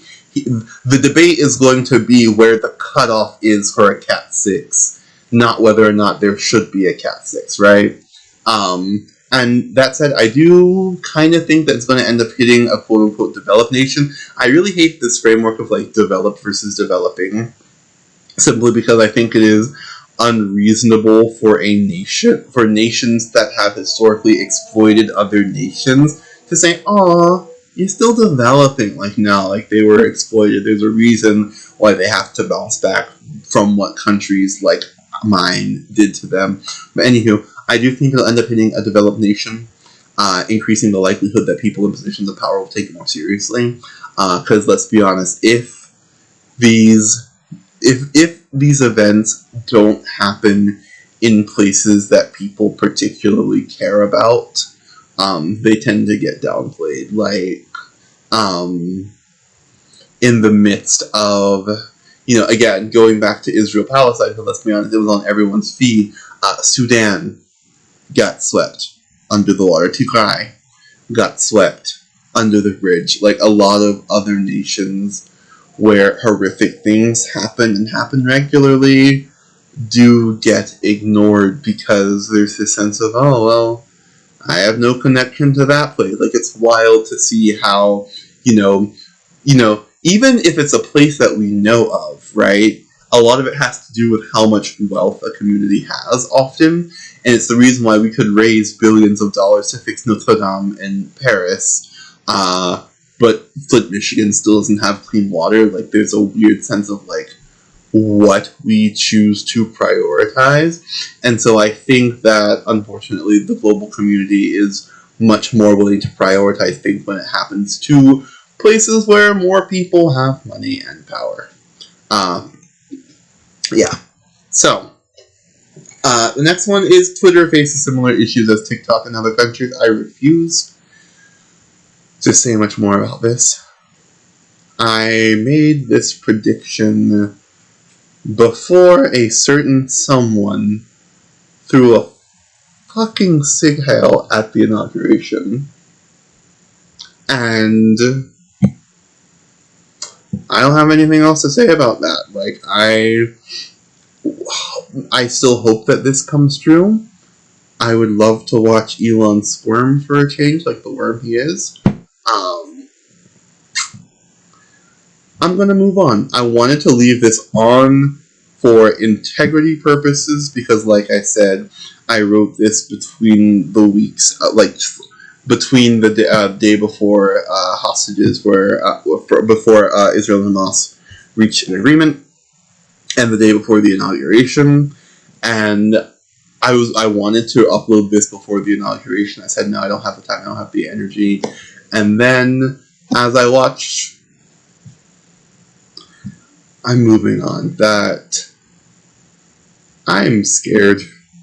Like, I took November pretty well, and I know that, like, part of the goal is to distract us from this, that, and the other, and it's working here, but, like, let's call it what it is. Elon Musk is literally, he's backed the German neo-Nazi party. He's throwing blatantly, wildly, viciously anti-Semitic symbology at public locations and then joking about it on social media. I'm moving on. He is not worth my energy. Next prediction is going to be that a deceased artist's work gets discovered. I'm not sure if this... I have not been changing the colors. Alright. Could be an artist who we've never heard of before now, or it could be a famous deceased artist whose work is newly discovered. My first thought is actually Van Gogh. For some reason, not entirely sure why, but like a new Van Gogh painting being discovered, finding out it is original. Also could be any art medium. That could be, a new song where it's like, hey, I know Sinead O'Connor's my name came to mind, where it's like, hey, here's this song that she didn't release before passing, right? Ta-da! Either way, I do imagine that it's going to be released with what it can amount to consent. Like, whoever finds it, I think they're going to be someone who, like, respects the music enough to, like Michael Jackson, a lot of his songs came out after he died, and that was very much, like, in line with what he wanted. I also think it's possible that we could discover new sheet music. Like, hey, like, new Beethoven dropped in 2025. We got new Beethoven before GTA 6, right? Anywho, next, I'm kind of predicting a YouTube renaissance where there's more casual content. I've recently been watching a lot of older YouTube videos, seeing people talk about how, like, YouTube just isn't the same. We see major corporations who are obsessed with nostalgia and, like, recreating old videos. And I think that we as a community, like as a global community, might actually respond by doing more things in old styles, if that makes sense. Like, I know so many people will see short TikToks and be like, oh, this would have done numbers on Vine. It's like, what if we created a new Vine? Or, like, someone on YouTube being like, hey, I really, enjoyed, salad fingers, and being like, what if we created that sort of, like, creepypasta horror again, where it wasn't, like, I don't know, like, I think, and I also hope, like, this is very much more of a, like, wishful thinking thing, hello, can I thank you? I have water now.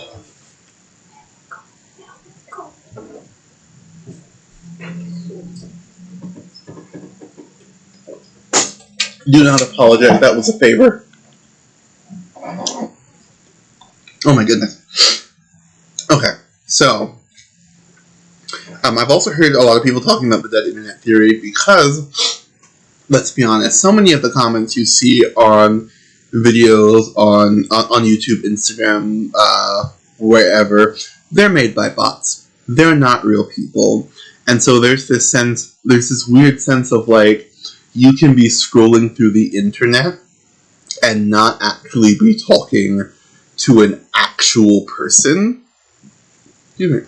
And I think Meta recently announced that they were doing more things with AI, where they were going to be, like, AI creators entirely, and, like, I think that in the midst of where the internet is going, I think a lot more people might say, if we want to bring back the golden era of YouTube, which, regardless of when exactly you define that golden era being, I think, like, right now there's this massive trend of, like, how much money can you throw at a video, as well as, it's wild. Anytime I go to YouTube and I'm not signed in under my account, it's wild how much, like, right-wing, often queer-phobic content I'm fed, where it's from people either throwing money at a situation or people, like, grifting so hard on, like, a political, sometimes religious, but often, like, political thing, that I just imagine a lot of people taking a stance and saying, hey, I want to make more of the content that I want to see, and I want to see more of the content like I saw back in the golden age of YouTube. So anyway, I'm not actually predicting YouTube Rewind 2025, unfortunately, but if you remember what YouTube felt like back then, I'd love to see us try to recreate that.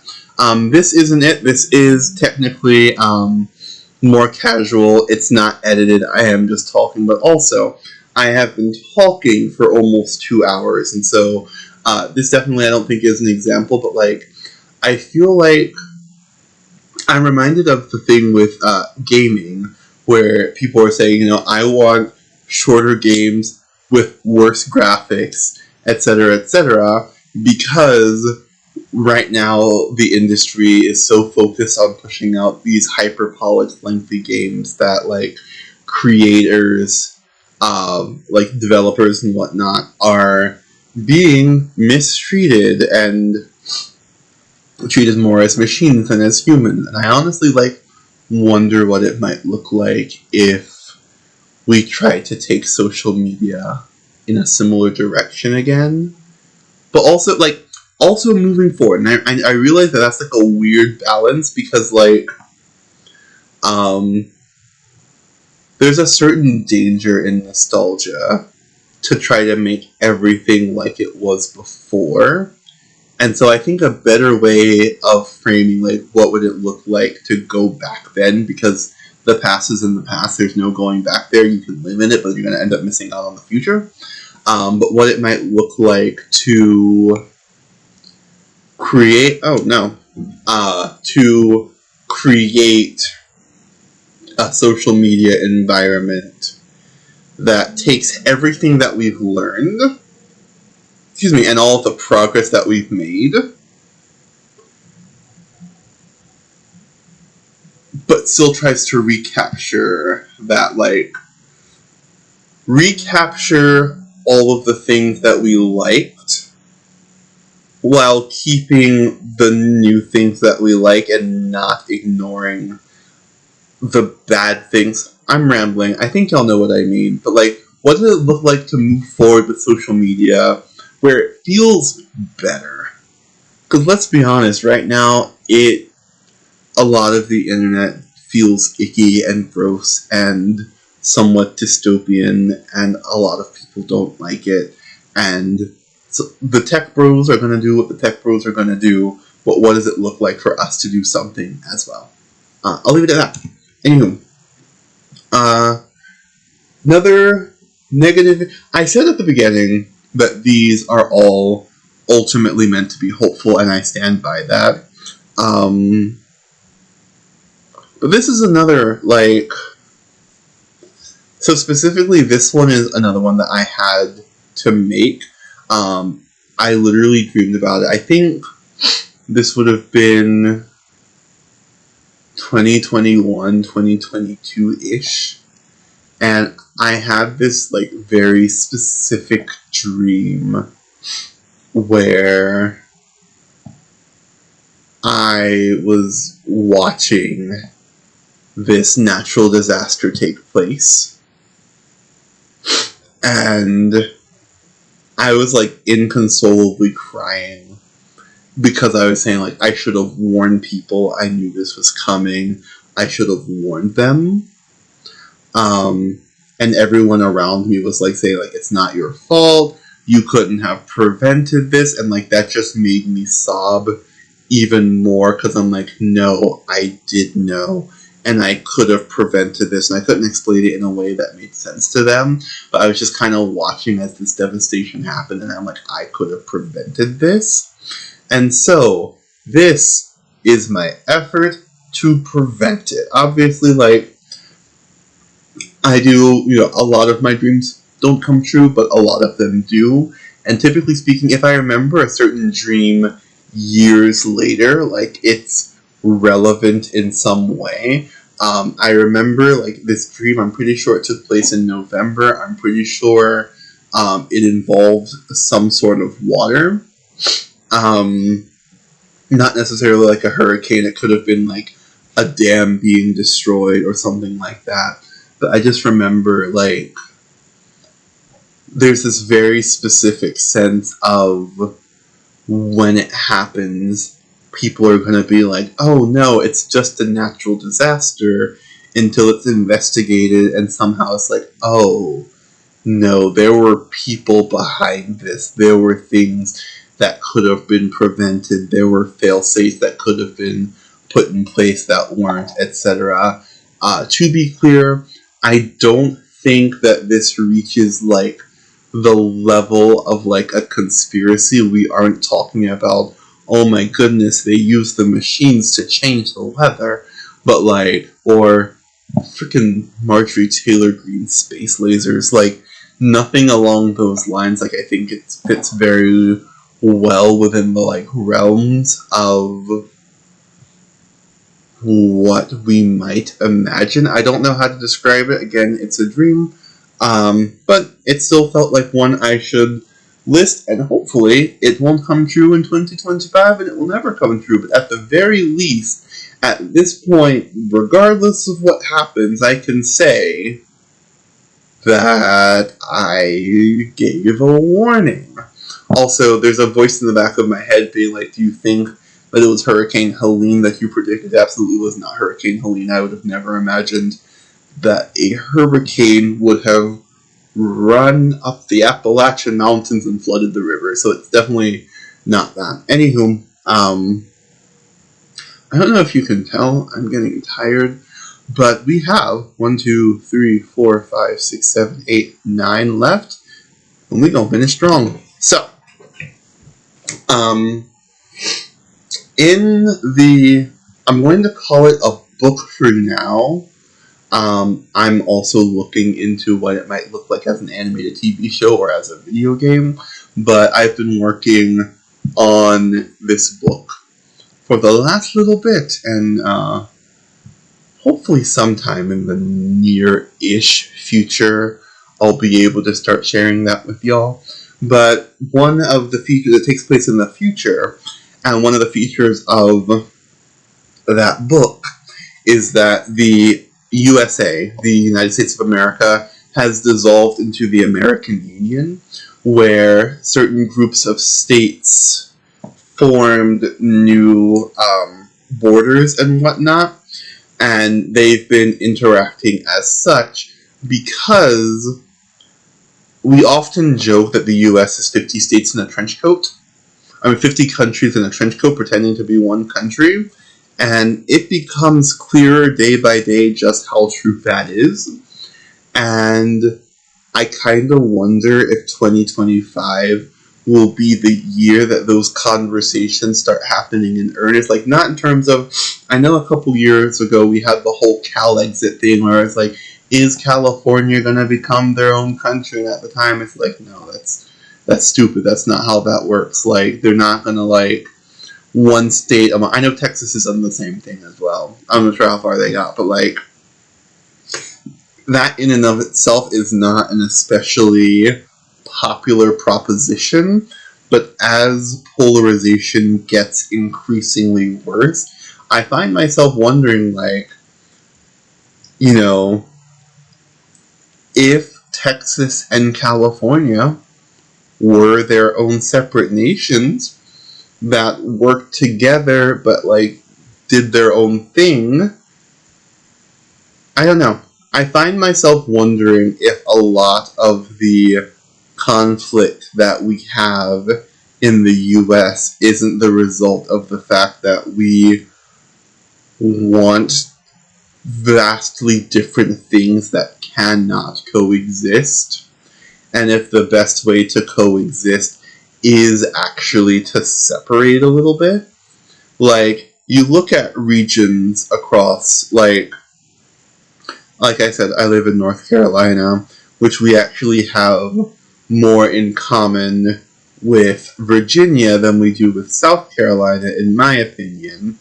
But, like, you know, I could see, you know, Delmarva being a country, you know, Delaware, Maryland, Virginia, and hopefully they'd tack on North Carolina, because no offense to the rest of the southern states, but I feel like we're more similar to Virginia. Like, I think we'll get along a lot better with Virginia, and then you have like South Carolina, Tennessee, Alabama, you know, like, I don't say it to, like, promote, like, disunity, but I often find myself wondering if places could just do their own thing, which is going to sound like a whole, like, states' rights thing, and, like, so long as we are one country, like, we are all responsible for each other, and, like, I will die on that hill, but I find myself wondering, like, if we said, hey, we are, in fact, a bunch of different countries, and we should, like, start drawing the lines differently and figuring out, like, not like a secession like the Civil War, but like a dissolution where it's like, hey, listen, the American experiment had a real good run. It's not working too great. Let's find out some other options, right? Alright, I'm going to try to speed run this because I want to see if I can keep this video under 2 hours. So, speaking of Unity, Pokémon GO, y'all. Pokémon GO was the last time I felt a clear sense of hope, optimism, light, and levity, and a large part of that was because of Pokémon GO. Like, people actually getting out of their house with their phones, often in groups of friends, like going around cities, looking for their little Pokemons. I'm not sure how it affected the economy, but I can imagine if you're like, hey, let me take a drive downtown to go look for the Pokemons. Oh no, I'm thirsty. Let me stop in this spot downtown and stimulate the local economy. Like, I don't know, there's something about that era that, again, I know I am a victim of nostalgia, and whatever comes next, I hope it's even better. I'm not looking for Pokemon GO 2, I am hoping for something different, but we are in the midst of this weird timeline where a lot of people talk about wanting community, but we're unwilling to actually talk to each other. Like, I have a friend group that meets every now and then. It's like a structured thing. But like, outside of that, like, these are people who I like that I don't really talk to, let alone like my literal neighbors. Like, the people literally on either side of us. Like, I don't know their names. I could walk past them in Walmart and I wouldn't know them. Like, we don't have a strong, like, sense of community. And I can only hope that realizing the fact that we want community and are unwilling to create it for ourselves, I can only hope that some game dev has a similar observation and says, hey, we can do something about this. I'm keeping my fingers and toes crossed because I think that recreating something like that would be huge. Quickly, I have not been... Listen, I'm eventually going to remember to change these on time. I think that a new book of the Bible might become prominent, strangely enough. You'll hear often there are 66 books in the Bible, more if you're Catholic, and there are a ton of books that didn't make it in, and a lot of people will be like, well, these books didn't make it in, so how do you even know that the Christianity you hold to is even correct? Which, like, there is validity to that argument, and it's often made in a kind of flimsy way where it's like, well, yeah, a lot of Christians don't know, and a lot of non-Christians don't know either. Like, it's kind of a moot point in a way, and I'm thinking that a book of the Bible, it's not going to be like a new book of the Bible was recently discovered, because let's be honest, most books of the Bible that are discovered are forgeries in one way or another. Like, not saying that we couldn't somehow find the Q document in 2025, because that would be absolutely incredible. I might actually cry. But I think that it's possible that people might read a particular book of the Bible and be like, wait a minute, this contradicts, like, so I'm thinking, like, so the Gospel of Thomas is one of the Gospels that probably should have made it into the Bible. It had too much of a Gnostic spin, and that'll be a topic for another video because I am, my voice is getting tired. It'll have to be a different video. But, like, it had too much of a Gnostic bent to make it into the main canon, but in reading it, a lot of it is consistent with what we understand about, like, Jesus and how he taught and how, you know, a document like this would have been recorded, etc., etc. Like, a lot, without getting into too much into the biblical scholarship, a lot of the Gospel of Thomas makes sense to have been an authentic document. And I think, like, if a lot of people read the Gospel of Thomas, they'd be like, wait a minute, what does this mean in the context of whatever? Actually, excuse me, I have a video scheduled for later, where I actually have an opportunity to talk a little bit more about the Gospel of Thomas, so stay tuned for that, especially if you are still with me in this video. Like, thank you so much. Like, we're gonna have a good time this year.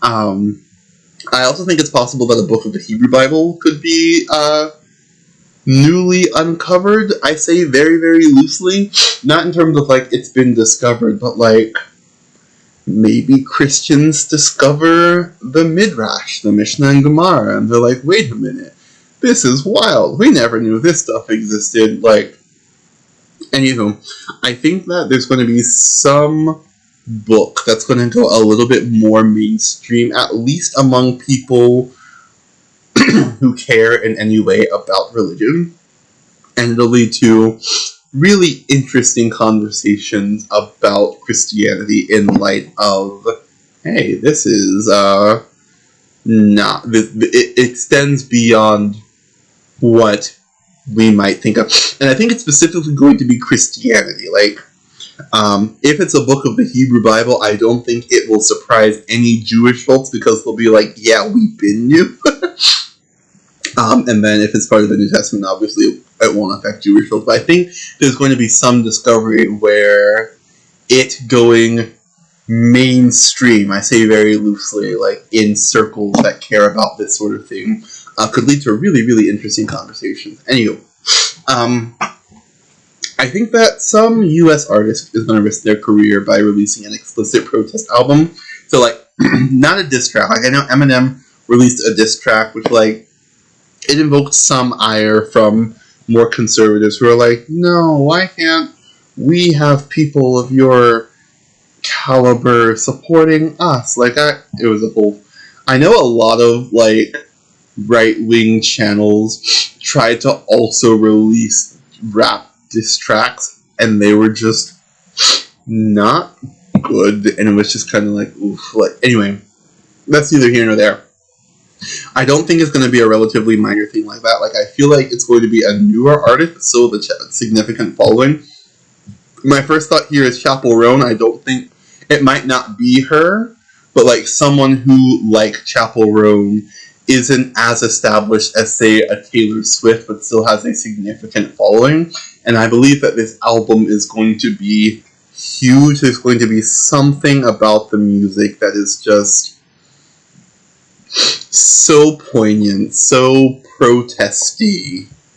Like, I know I'm not making sense anymore, but if you think of, like, Childish Gambino, This Is America, if you think about, like, that sort of, like, we are making a statement here, I think it's going to be like that, but a whole album and up to the ante, where it's not just, hey, you know, not Beyonce, America has a problem, but, like, hey, let's talk about these declassified documents. Let's make the connections between this set of oppression and this set of oppression because it's all the same oppression. Like, let's be very, very explicit about the need to change things here. And I think it's going to be huge. I think it's going to be beautiful.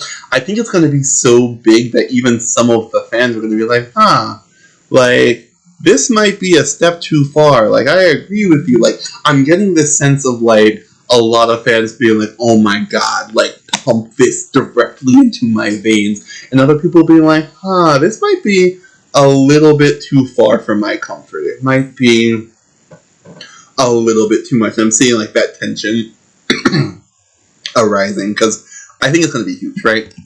So, I think there's also going to be a positive yet divisive discovery made about long COVID. Possibly, speaking as someone who has long COVID, I've had COVID at least 4 times that I know of, and it has definitely wreaked havoc on my health.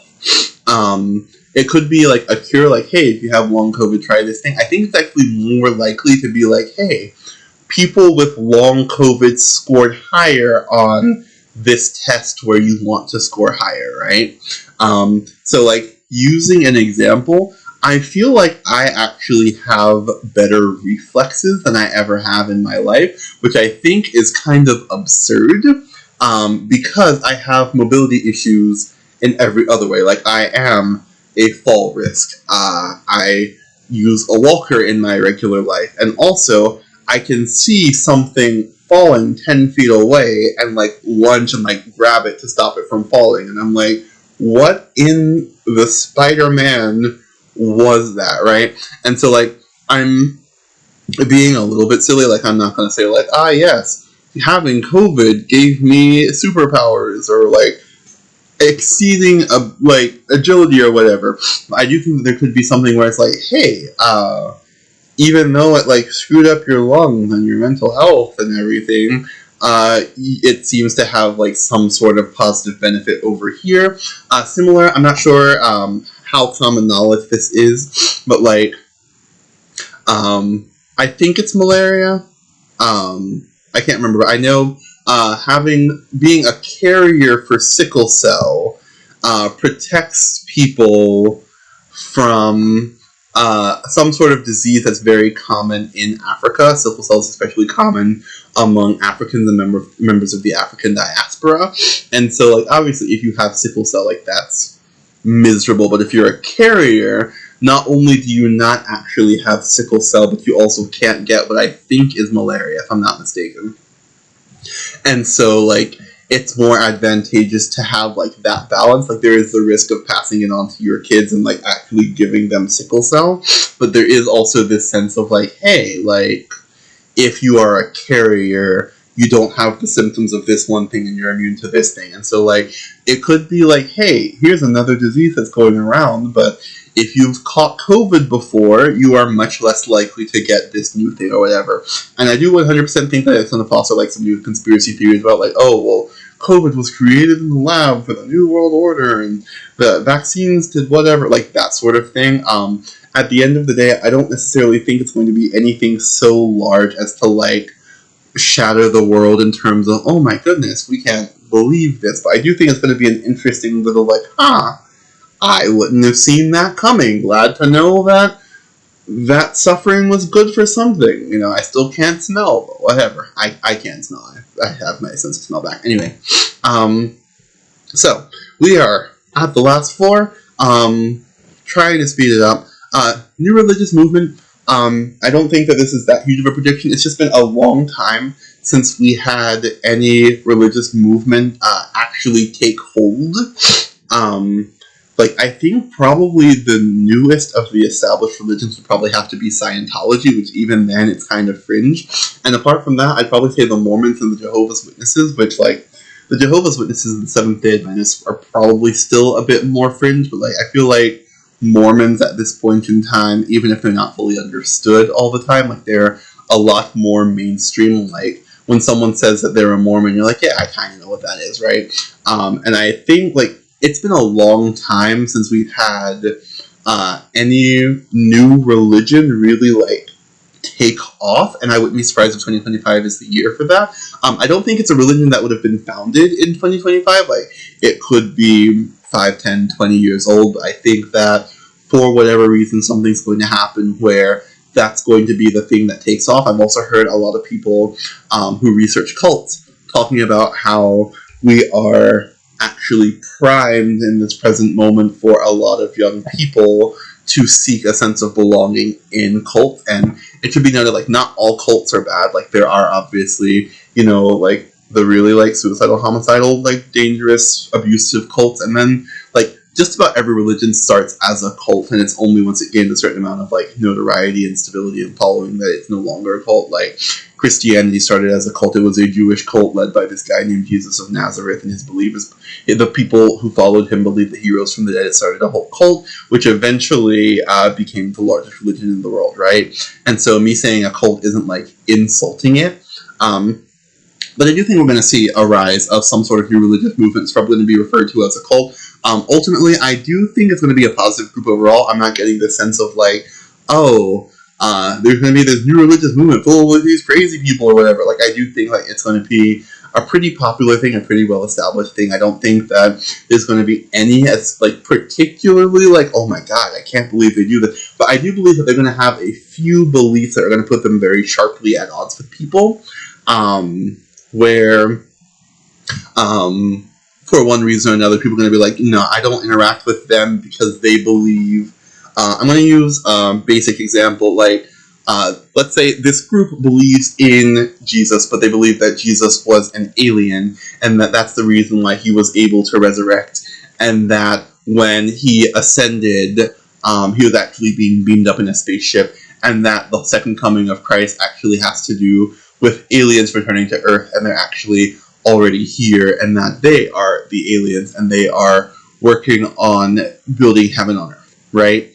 Like, at the end of the day, apart from, you know, the weird, like, when you mix aliens and religion, a lot of people get squeaked out, but, like, nothing that I just said is, like, that out of the ordinary, and the whole, like, building heaven on Earth, especially in terms of, like, we believe in the words of Jesus, in terms of, you know, feeding the hungry, and clothing those who are naked, and visiting those who are in prison, and welcoming people, etc. Like, that sort of thing. Like, I get the vibe that overall they're going to be, like, a good group of people, but then you are going to have folks who is like, I can't associate with anyone who thinks that Jesus came on a UFO. To, like, valid if that's your thing, but, like, I think it's going to be something like that, where some of their beliefs are going to put them at odds with people, but ultimately, like, they're going to be fine. Like, they're going to be a fine group of people.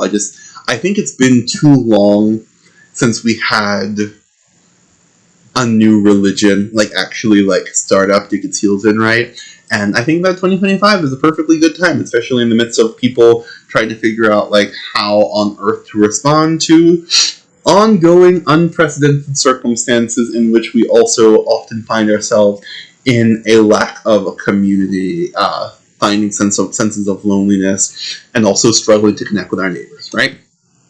Alright, so this is the penultimate entry, so the next to last. I think that there's going to be increased interest in a culture. So think of the way that, like, a lot of people in America are, like, low-key obsessed with Japan, like this very, like, fantastical image of Japan because of the way that it's presented in anime, right? And I know recently a lot of people have had similar feelings about Korea because of K-pop and K-dramas, etc. I think that that sort of thing is going to happen as well. It could be the result of that new nation's pop music going viral, which I mentioned a few slides ago. But I do think it's ultimately, regardless of whether it's that nation's pop music or not, I think it's either going to come from a large nation made up predominantly of people of color, or a small nation that is predominantly white or white passing. So I'm thinking, like, Nigeria, which has, like, what, like 100 million people or something like that. Could be wrong about that, but I know Nigeria is large. It's 1 out of 7 black people in America have some Nigerian ancestry. I'm one of them. I'm predominantly Nigerian. Or, like, a place like Serbia, right? Which is a relatively small nation, with predominantly white or white-passing Caucasian people, right? And so I do think that this is probably going to be the result of intentional outreach, like a person saying, like, hey, we would like for more tourists to come to this place. Let's put out this animated TV show. And next thing they know, it's like, oh, we can't, like, there are so many flights coming in that there are people who are, like, creating waitlists or whatever, like, right? Like, I feel like all of a sudden this thing that's meant to be like, hey, can we get a few more tourists? It's going to be like, oh wow, we are getting flooded with tourists, right? Excuse me. And I do think that it's going to kind of like feed into the appropriation versus appreciation conversation, simply because by virtue of either being a large nation of people of color or a small nation that's white passing, this sense of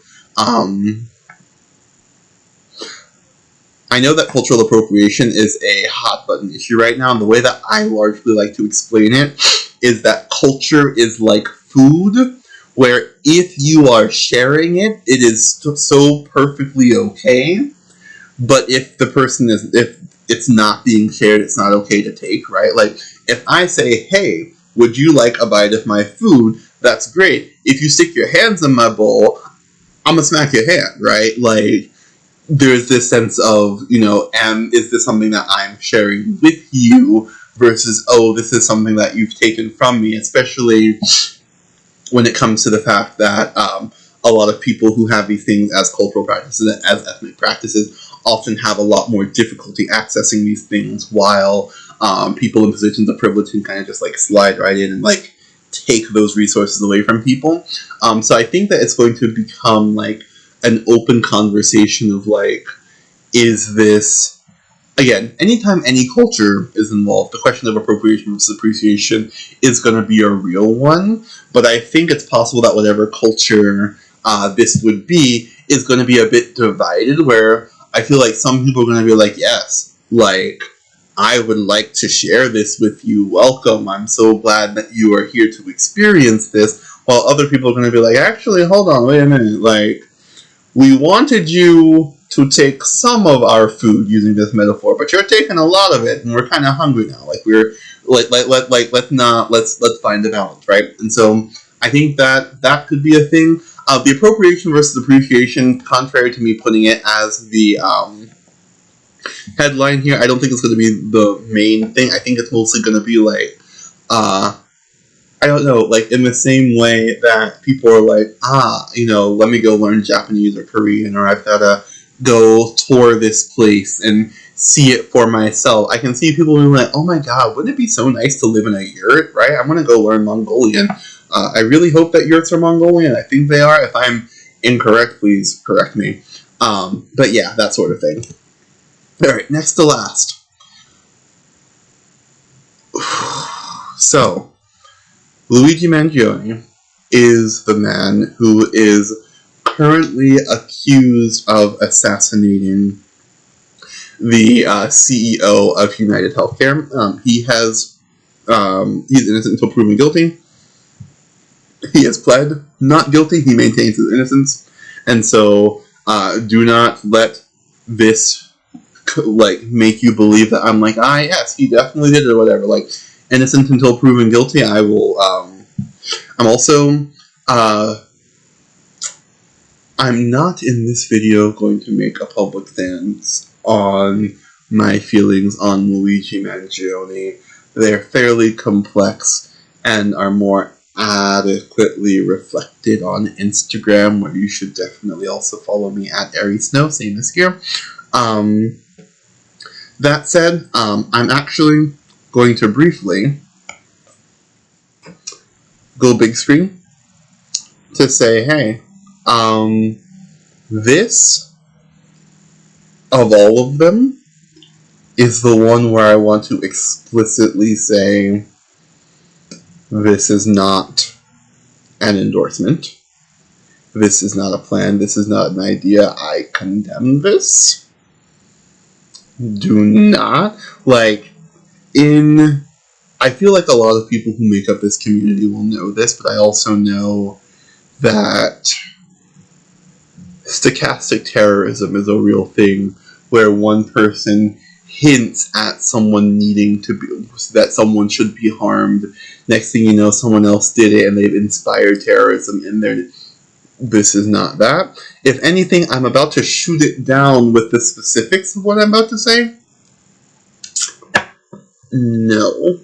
That is not the stance of me, this channel, anything like that. I'm aware that violence can play a role in revolution.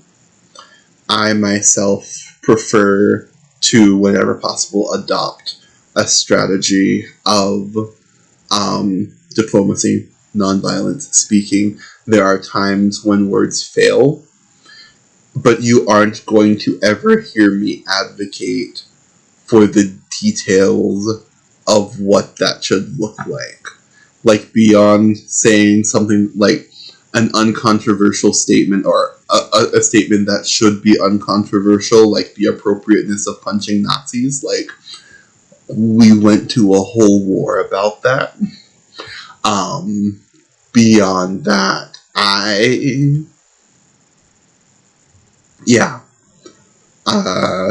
this is one of those, like, for legal reasons I feel the need to say this, and also, like, we all have the capacity to change the world in dramatic ways, and most of those ways don't involve violence, and those are always going to be the ones I will champion whenever possible.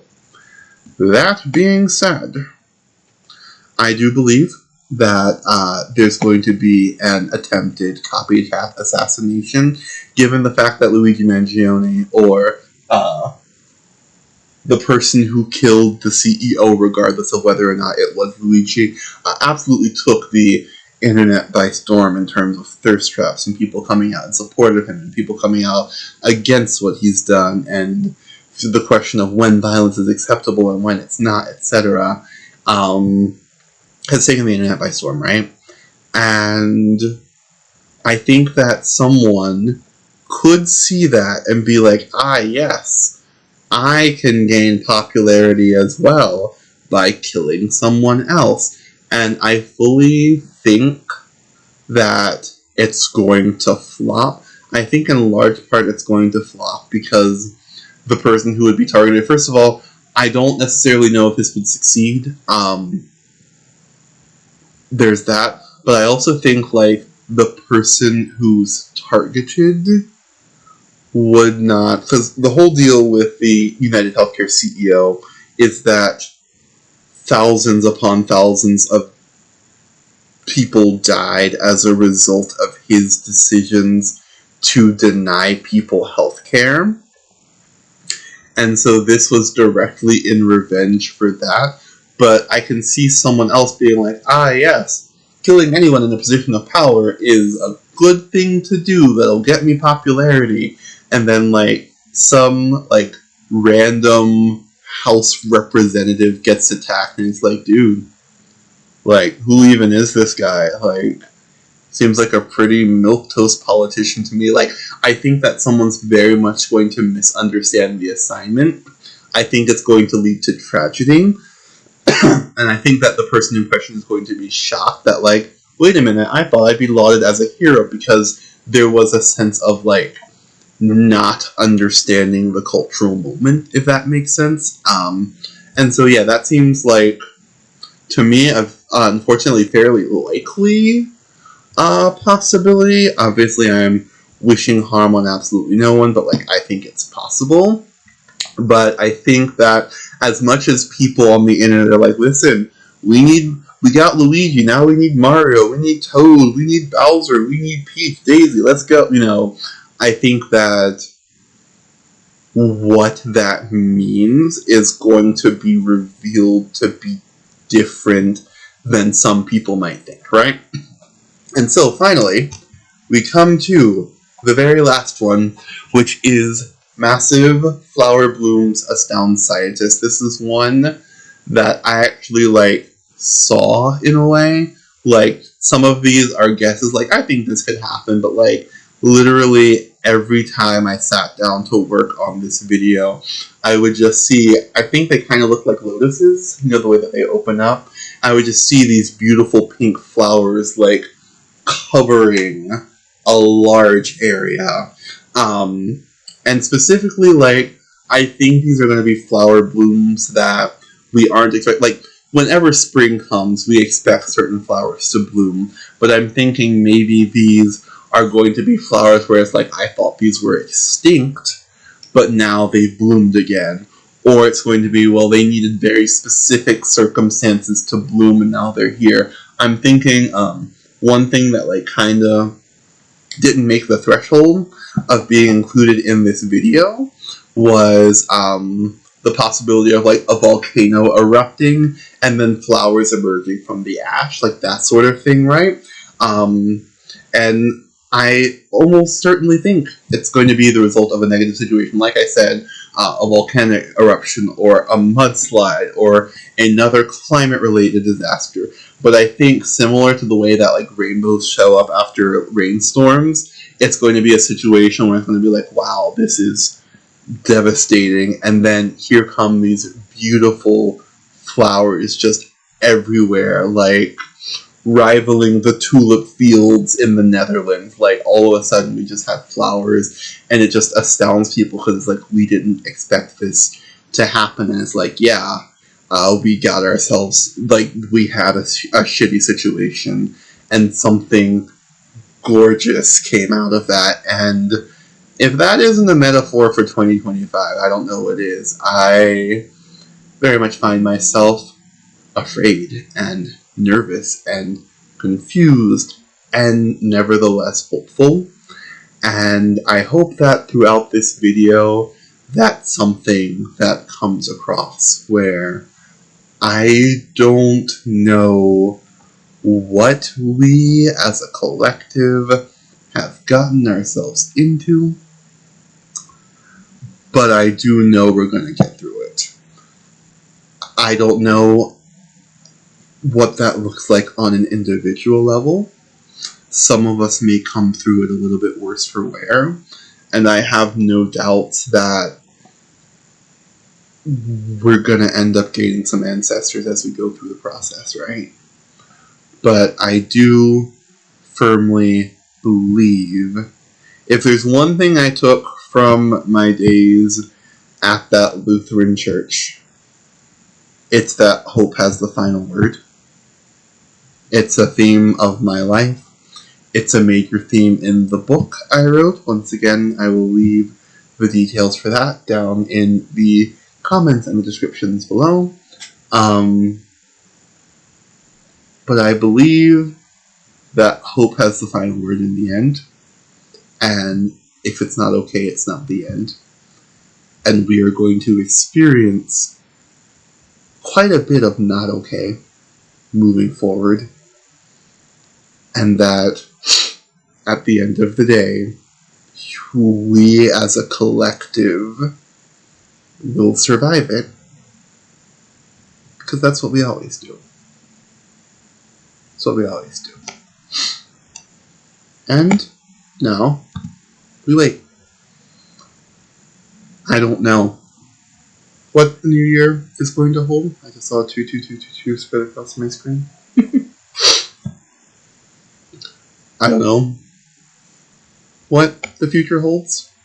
Like I said, some of these are gut feelings. A lot of it is, in fact, just guesswork. But the one thing I do know is that whatever happens, it's going to happen because we make it happen. Like, the future isn't something that happens to us, it's something that we create. And I am looking forward to creating a brighter future with you. And so, as always, remember that you're wonderful, and that the world is a better place because you are in it. Thank you so much for stopping by, and I will see you again next time. Bye.